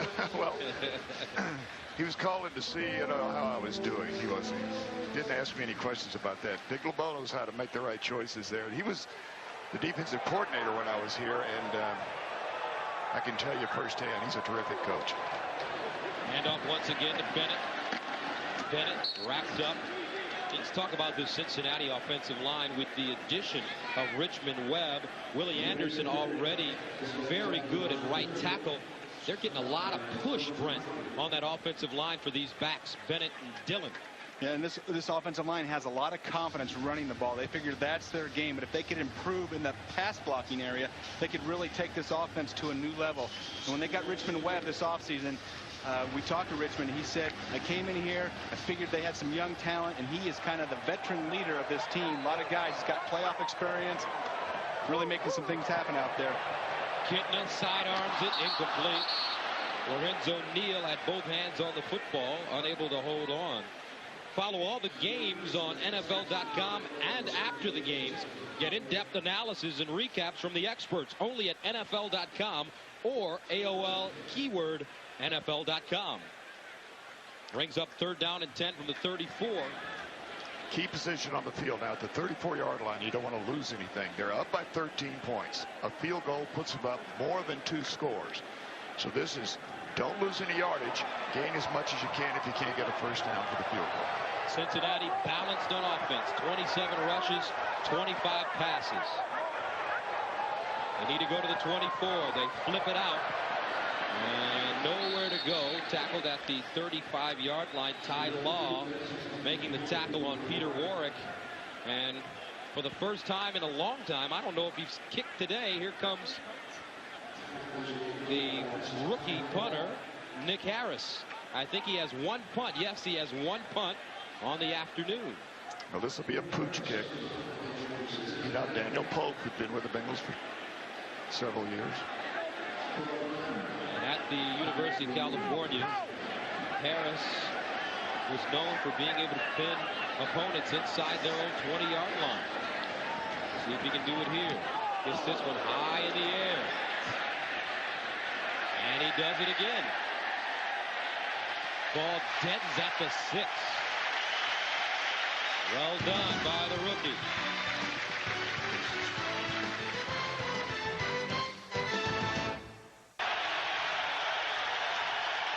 (23-10) Cincinnati. New England with their worst starting field position of the day at their own 6. Bledsoe batted down at the line of scrimmage. Incomplete. And look at the total yardage by half. New England 162 in the first half, 13 in the second half. And you just don't see that with a Bill Belichick coach team. And I'm sure he's very disappointed. This New England defense has looked tired to me. And like we said, we mentioned a few of the stars that are out of the lineup right now. But still, they have enough guys to be able to play a little bit better than they've been playing. Bledsoe under pressure today. J.R. Redmond in the backfield. Hand off to Redmond. Goes forward, gets to the 9. Vaughn Booker with the tackle. New England, 4 straight 3-and-outs. What you're seeing with New England is they're having to throw quick passes so they can't get the ball down the field. And of course, the last run was an audible. They're still calling the ball, but lots of blitzes coming from the Bengals. 3rd and 7 from the 9. Bledsoe under pressure, underneath, caught. Troy Brown somehow able to come up with the catch in front of Chris Carter. A gain of 19 yards, making a gain of 10 yards. 2-minute offense, no huddle now. And I'm surprised, Coach, more teams don't do this in fourth quarters when they're down. There are 8 minutes left in the game. They need 2 touchdowns to get back on top. They've got a long way to go and not a whole lot of time. Do the 2-minute drill. Bledsoe steps up in the pocket. Fires. Caught by Brown. Troy Brown gets to midfield. And Brown is taken down inside Cincinnati territory by Artrell Hawkins. It's a game of inches, isn't it, Brent? And you watch this, Coach. When you're talking inches, watch Drew Bledsoe here. He comes out of the pocket. Nice job getting the defensive end run around. Right after he throws it, and he gets whacked. 1 more inch or 2, another second. That was going to be a fumble. Bledsoe to throw once again. Underneath. And it's caught this time by his big tight end, Jermaine Wiggins, who keeps his feet going. Gets another first down. A gain of 12. We talked about New England's defense getting a little fatigued. You can see it on the defensive side of the Bengals. Defense is usually tired before the offense because they don't know where the ball's going. If you're going away, that offense can take a little bit of a breather on the backside. A lot of time remaining in this game, 7:20. Here's the handoff to Redmond. Breaks it back, keeps going. Redmond struggles forward to the 30-yard line. And now it looks as if the Patriots have decided to use the pass to set up the run as opposed to early on where they used the run to set up the pass. And with this 2-minute offense, there's no pass rush coming like it was before. They're tired. 2nd down and 2 from the 30. Bledsoe again. Lobs it up the field. Incomplete. He expected Redmond to break down the sideline, and Redmond broke out of bounds. You know, we talk about being tired. Everybody, you can run a 40-yard dash and you'll be winded when you get through. Being in condition, to me, is your recovery time. How fast do you recover between plays? And if you don't have any time between plays, you wear down. 3rd down 2 from the 30. 6:48 to play in regulation. Drew Bledsoe underneath. Kurt Emanuel dropped the football. That'll kill you. You cannot do that on 3rd down with the ball right in your gut. Well, they got to go for it. There won't be any field goal. And I don't know if Kurt Emanuel is looking to run and get some yards after the catch. That's one of those babies that you just got to cradle, and I don't care if you stop right there. Yeah, he had the first down on the catch. 4th down and 2. They're on their feet here in the jungle. Bledsoe over the middle. Troy Brown won't drop it. 1st down inside the 20. A gain of 12. Almost count on him going to Troy Brown there. And that's why his name is Mr. Clutch. Just running on the slant. You see him set the defensive back up outside. Nice job of getting him off his spot. Come back underneath, Coach. That's a lot of guts not huddling up on 4th down. 1st down from the Cincinnati 19. Brown 5 catches, 85 yards.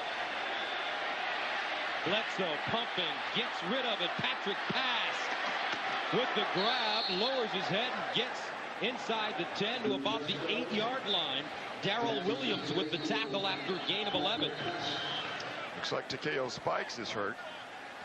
That's part of what is called the West Coast offense. You know, throwing the ball to your backs late out of the backfield. Every team has it. This isn't the West Coast offense. It's just the NFL offense.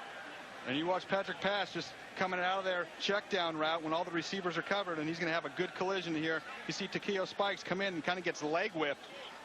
Might have been the spikes on the Patrick Pass's cleats that got him.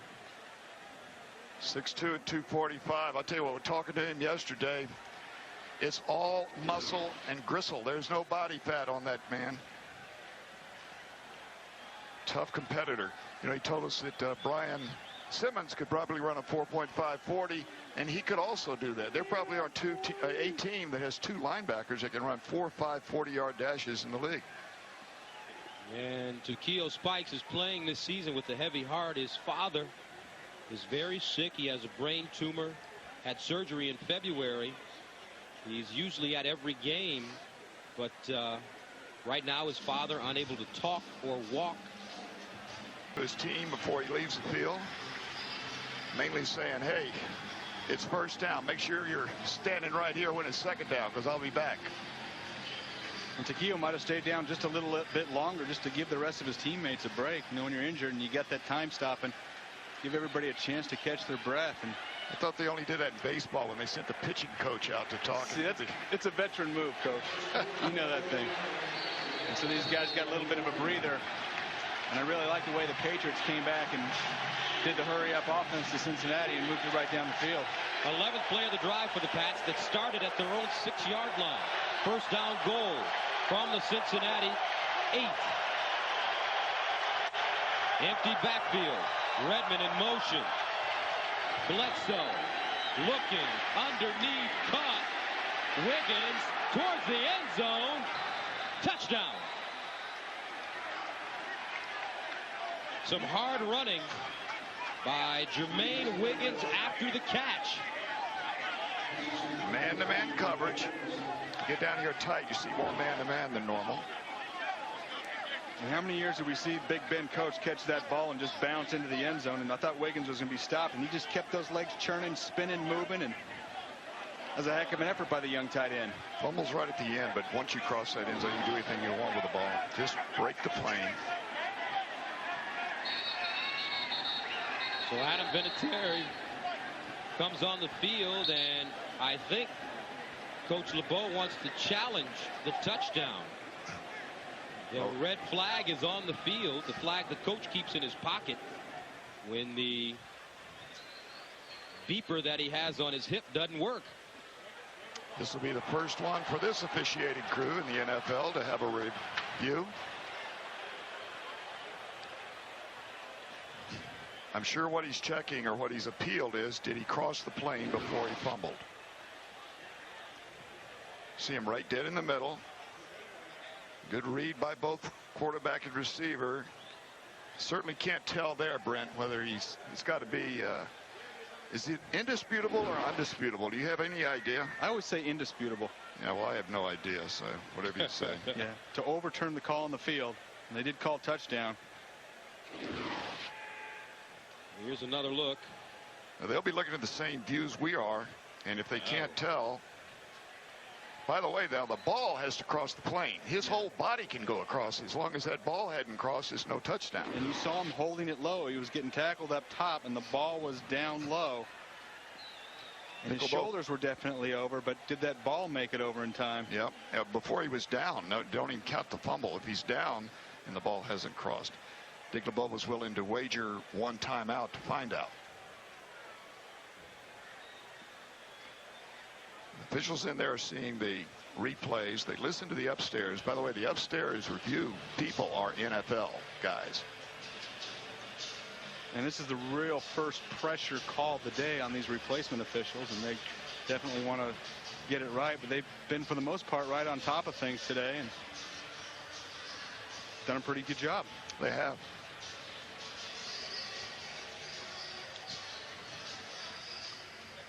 Anxious time for Dick LeBeau and Bill Belichick. Games, you know, with 5.5 minutes to go, the game can swing on a call like this. You see the camera angle right there getting blocked. Wiggins going forward. You see him carrying the ball low, and it's starting to come out right there. But as he across that line, like I said, Wiggins is carrying it low, and there's the ball coming out right at that point. Boy, it was awful close. Close usually goes with a call on the field. There you go. Indisputable, I think you said it was. And the call on the field is touchdown, New England. Huge decision coming up for these replacement officials. Well, if it's not a touchdown, it'll be 2nd and goal at the 1-inch line. So there's still a chance for the Patriots to get in the end zone on the next play. After review, there's no visual indisputable evidence that the play should be changed. The ruling stands on the field. Touchdown. Correct call. And I love the way he used indisputable. He must have been listening to the booth. Well, you know, they asked the officials to be more descriptive, to tell what's going on. Of course, the replacement guys in here, they haven't done that before. And I know, Brent, you've never done it, so there's no one to help out here. I thought it was a pretty good call. Adam Vinatieri in to attempt the extra point. And it's good. 11-play drive that started at the 6, covering 94 yards, and the Patriots are within 6.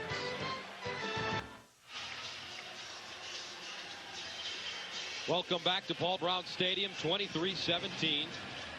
New England trying to claw their way back into this game. Here's Keaton. He fields it at the 1.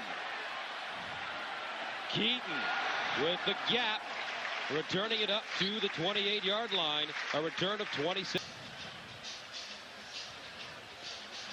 Well, probably the greatest thing about that drive was it allowed the New England defense to rest, because those guys were really dragging, fellas. So let's see. Bengals with the lead. Will they tighten up? Corey Dillon over the right side. Dillon pushed out of bounds at the 30. And so far, guys, what do you think? How have the officials done, the replacement officials? I think they've done a pretty good job so far. They've done an excellent job. You know, it's a fast game. It's a tough one to call. A lot of judgments. They've been, I think, just right. The one thing I just want to comment on that last play, though, is Corey Dillon, don't run out of bounds. If you're Dick LeBeau, you're saying keep that clock running with a little less than 5 minutes to go. Now, the clock would restart because it was just outside the 5 minutes, but from now on, it'll stop the clock. Empty backfield. Neal lines up the fullback at the top of your screen. Dillon at the bottom. Underneath, it's caught by Peter Warrick. And Warrick submarines close to the first down. The ball is spotted at the 37. Should bring up 3rd down and about 2.5. And for the most part today, this New England Patriots defensive line hasn't been able to get pressure on John Kitna. And you see what he's done when you've given him time. They've got to find a way, whether it's through stunts or blitz, to get some pressure, get somebody in his face. 3rd down, 2. Double tight ends. Battaglia goes in motion. Play action. Kitna looking. Batted down. Batted down by Bobby Hamilton, and the Patriots will get another crack at it. Now, Gus, when you're the Cincinnati Bengals and it's 3rd and 2 and you have Corey Dillon, why throw the ball? The dangerous call is to throw the ball, because announcers like us are going to second guess you, because you go with your strength in that situation. They haven't been able to stop him all day. They tried play action. The ball gets batted down. And everybody says, hey, why didn't they give Corey the ball for 2 yards? And there's Bill Belichick. And we talked about the type of player he's brought in. And you see them rebound. You see them face adversity. They had that big drive, and now they're 3 and out, and they're back in the mix. Nick Harris from the 23. Troy Brown back deep. Wobbly kick. Brown with the fair catch signal at the 30-yard line. So Drew Bledsoe has 70 yards in front of him for a touchdown, and here he comes. Tonight on CBS, if you or anyone you know missed any part of The Amazing Race, here's your chance to see it tonight after 60 minutes and catch an all-new episode on Wednesday at 9, 8 Central. The Amazing Race tonight after 60 minutes on CBS. Here's the key things to remember right now. They have 3 timeouts left, New England does, but they have to score a touchdown. Field goals don't count. Coach, I'd stick with the hurry-up offense. It worked great for them. You saw the Bengals get tired. You don't go back to huddling up after that, do you? Absolutely not. Here comes the blitz. Bledsoe underneath Troy Brown. Gets to the 40. Let's see if they use it. Darn right they are. That's the danger of the zone blitz. You were 1 short in the short zone of the underneath that 8 to 10 yard area. 1 short of coverage people. Gain 9 on the last play, 2nd and 1. Patriots with 3 timeouts. Bledsoe to the sideline. David Patton bobbled it. Keeps his hands on it. Out of bounds at the 49. Gain of 12. And Bledsoe always so calm and collected when the game is on the line. There's no rush here. It's more important to get it right than it is to save 2 or 3 seconds. First down and 10. Here's Drew. Pumping. Looks the other way for Bert Emanuel. Incomplete. Tried to thread the needle and throw it between 2 defenders. Tom Carter and Chris Carter. I tell you, Brent, as a quarterback coach, I used to tell the quarterback, never, ever throw the ball late down the field in the middle, because there's too many people you can't account for.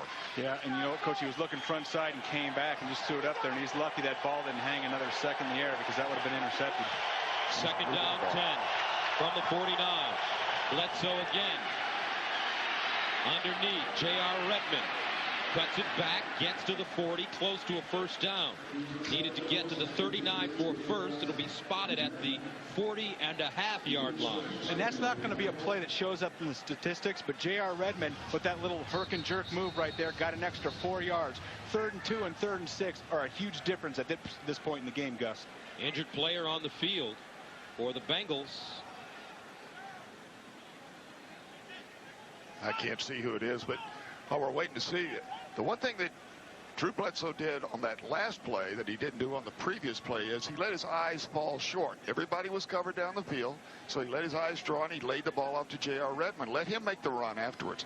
And you've got no risk of an interception at that point.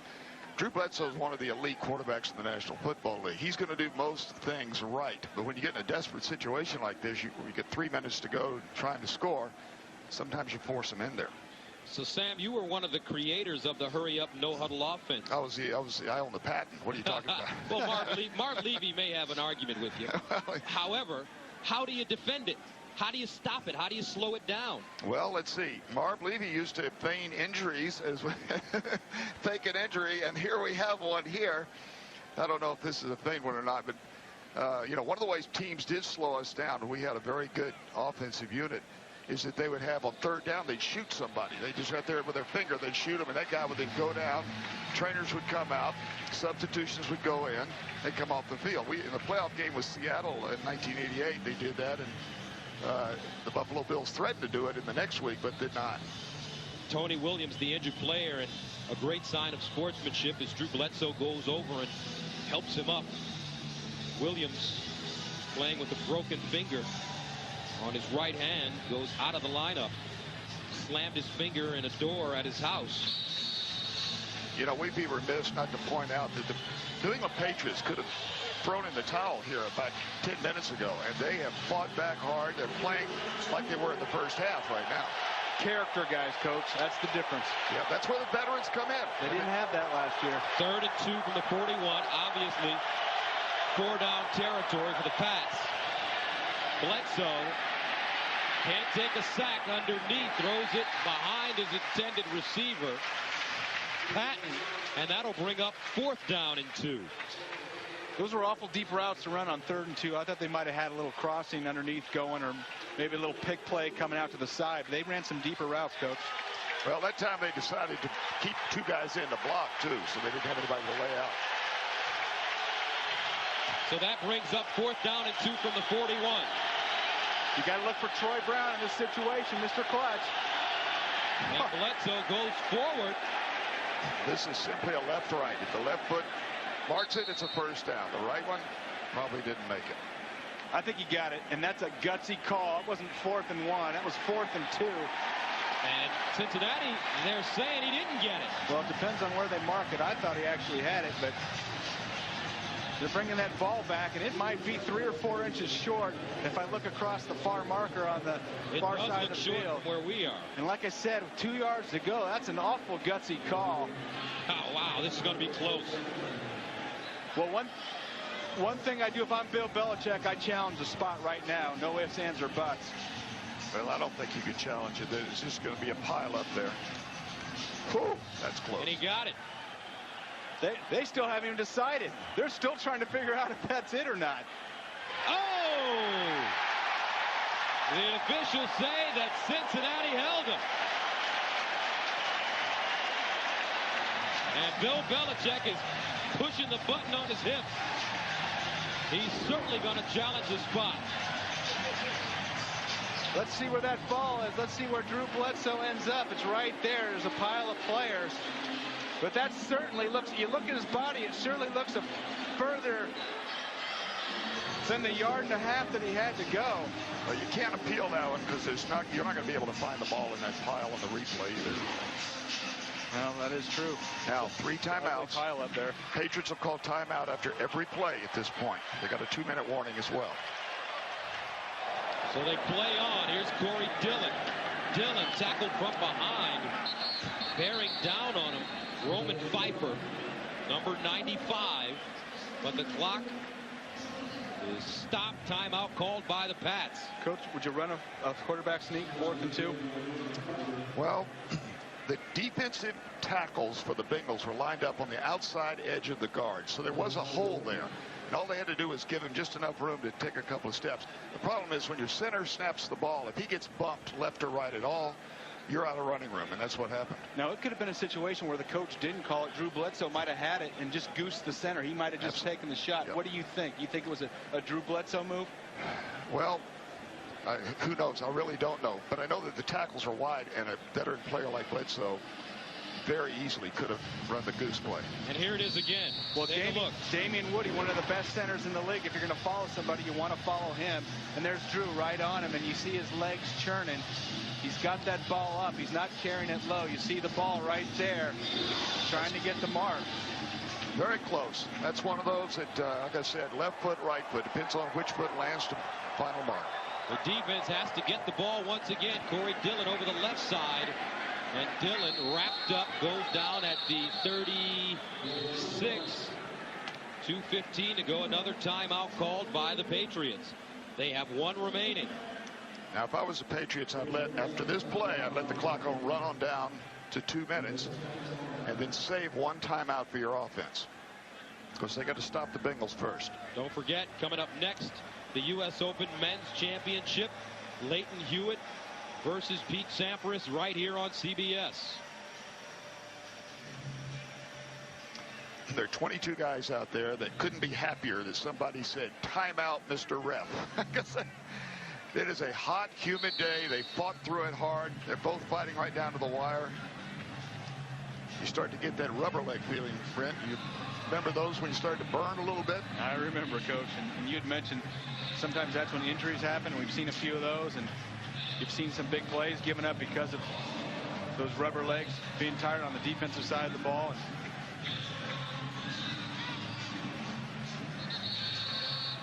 You're always happy for any type of timeout, TV or otherwise. And now Cincinnati decides to call a timeout as John Kitna walks to the sideline. My guess is there's some disagreement as to what the call should be. It's 3rd down and about 13 or 14 yards. I would not throw the football. Don't stop the clock, knowing you've got a change of possession. That stops the clock. And then you have the 2-minute warning that would stop the clock. So you're really playing into New England's hands. Thing to do is to run the ball right here, hopefully get the first down if you're a Bengal fan. And if you don't, let it run down to 2 minutes. See, now you sound like a defensive head coach. I should have been a defensive. You don't want to go for the first down. I wasn't very good as an offensive head coach. You don't want to go for the first down and seal their fate, Coach? You're not worried about first downs as much as you are stopping that clock. You're going to give them 3 clocks stoppages if you throw an incomplete pass. Yeah, but if you get the first down, the game's going to be over. You got to have some confidence in your offense, right? I've got more confidence in that defense. They look pretty good. There you go. I'm just asking. See, I always thought, hey, I don't want our defense on the field at the end of the game. I want to win it. Let's see. 3rd down and 14 from the 36. They hand it off to Corey Dillon, and Dillon is wrapped up, taken down at the 33 by Brian Cox, and the clock will run down to 2 minutes and stop. And the fans don't like it, but this gives you a chance now to stop them before the end of the ball game. 2 minutes to go. Bengals ready to punt it away.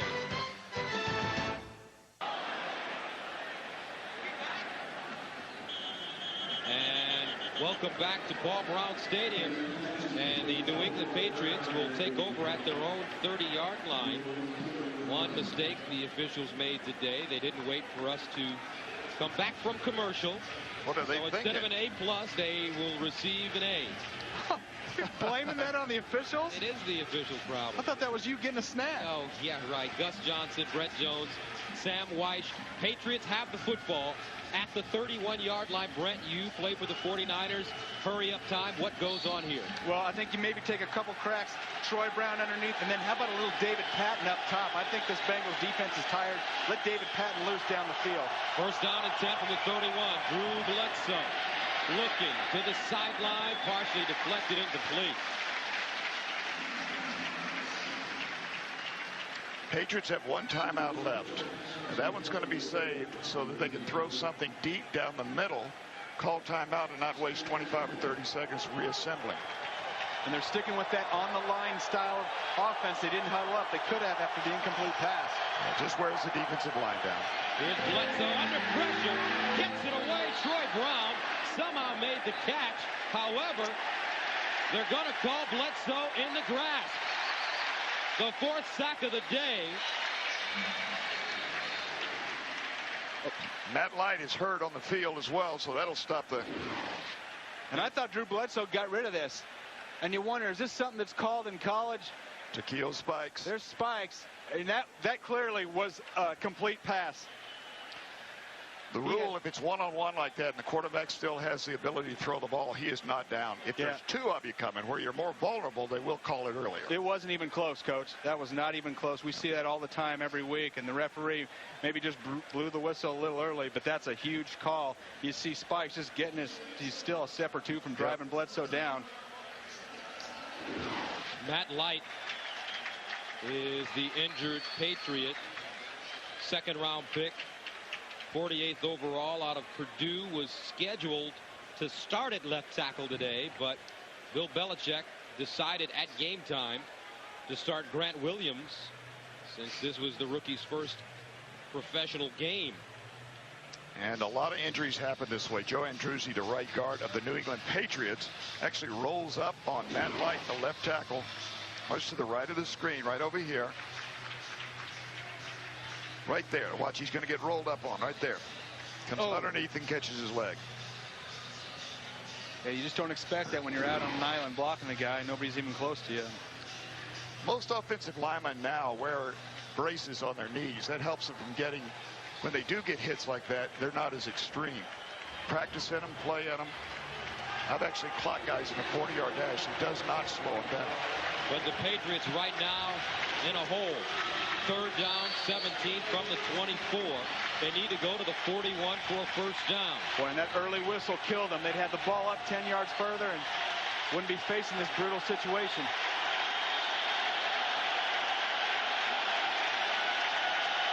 Bledsoe to pass. Sets up, delivers. It is caught. Bert Emanuel at the 38-yard line. Clock still running. 15-yard gain brings up fourth down and 2.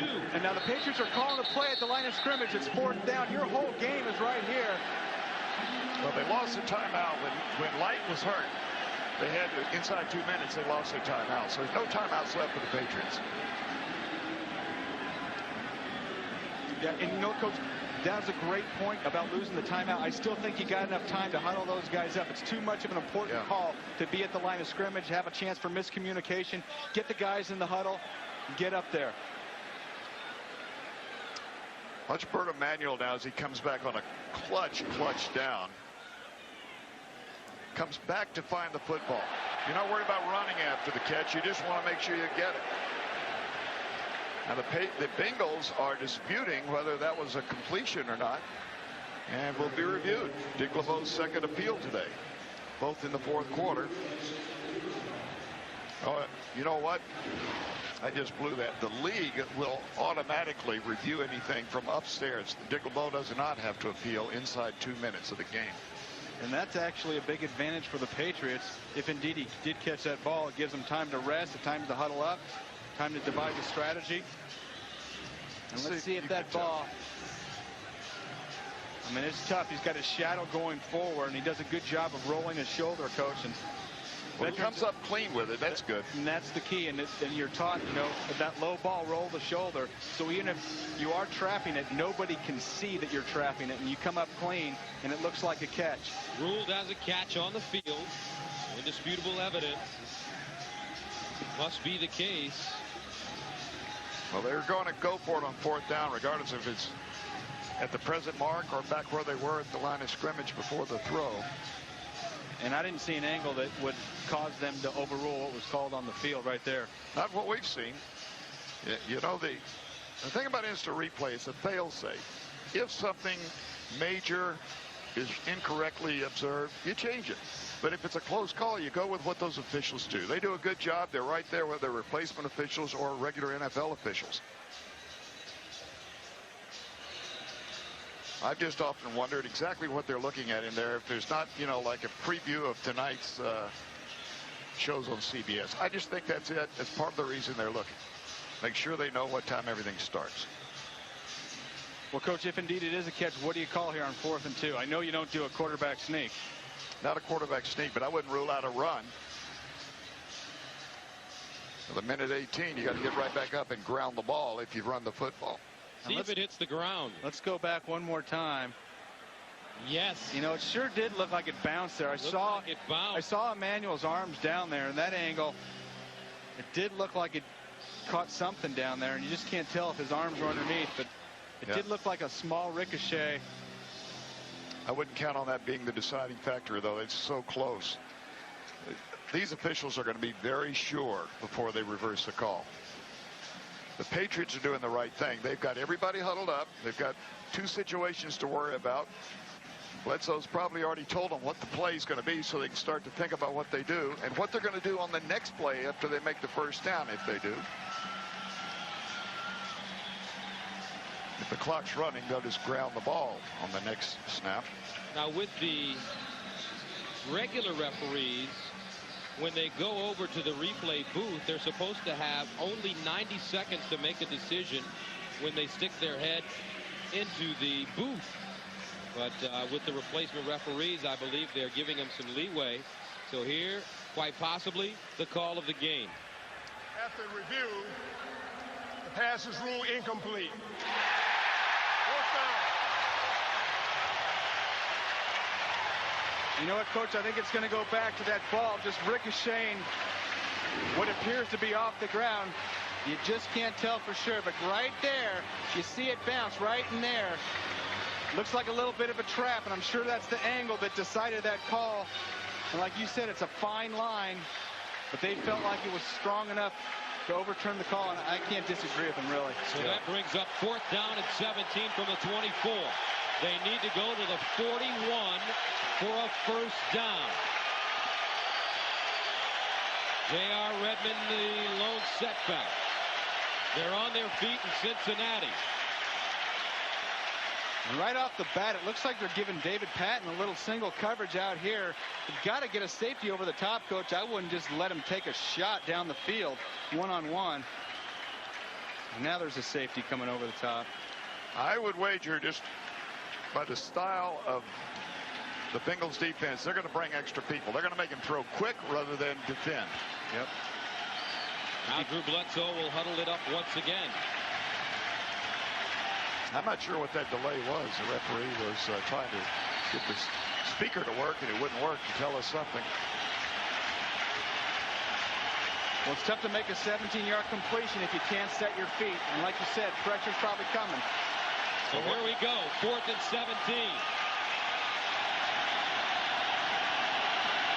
Bledsoe rolls, wants to set up. Can't, goes down. And once again, it's number 57, Adrian Ross. Hey, Coach, I like the idea of rolling Drew Bledsoe out on 4th down, but you're rolling him to the left side. That means he has to stop and set his feet and get his arm around.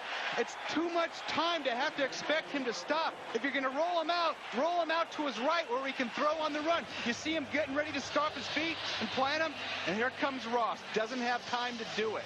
Well, David Patton was wide open behind everybody.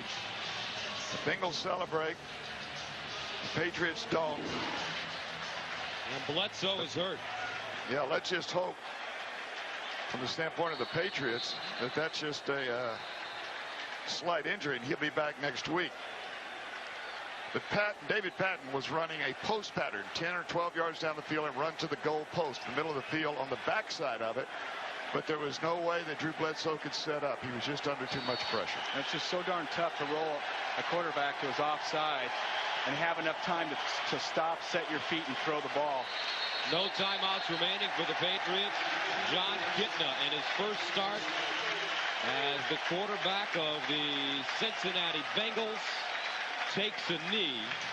18 and 15, Kitna in Seattle as a starter. Think how close this game was. On 4th down, the quarterback sneak, they had to get down on their knees to see if it was a first down or not for the Patriots, which might have made the difference in the game. And then, of course, the completion ruled incomplete in this last drive. The executive producers of the NFL on CBS, Terry Ewert and Sean McManus. Today's game produced by Steve Shear, directed by Steve Milton.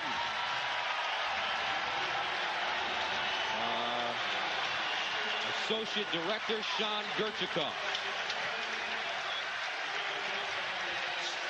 Broadcast Associate Joel Dukart. The final score, 13 seconds to go. The Cincinnati Bengals open up their season with a win, 23-17 over the New England Patriots. Happy birthday, Dick LeBeau, number 64 today. And the first win of the season. So for Sam Weish and Brent Jones, this is Gus Johnson saying so long from Paul Brown Stadium in Cincinnati, where the final score is 23-17, Cincinnati over New England. Coming up next, it's the NFL Today. Corey Dillon, 24 carries, 104 yards this afternoon. You've been watching the National Football League on CBS Sports.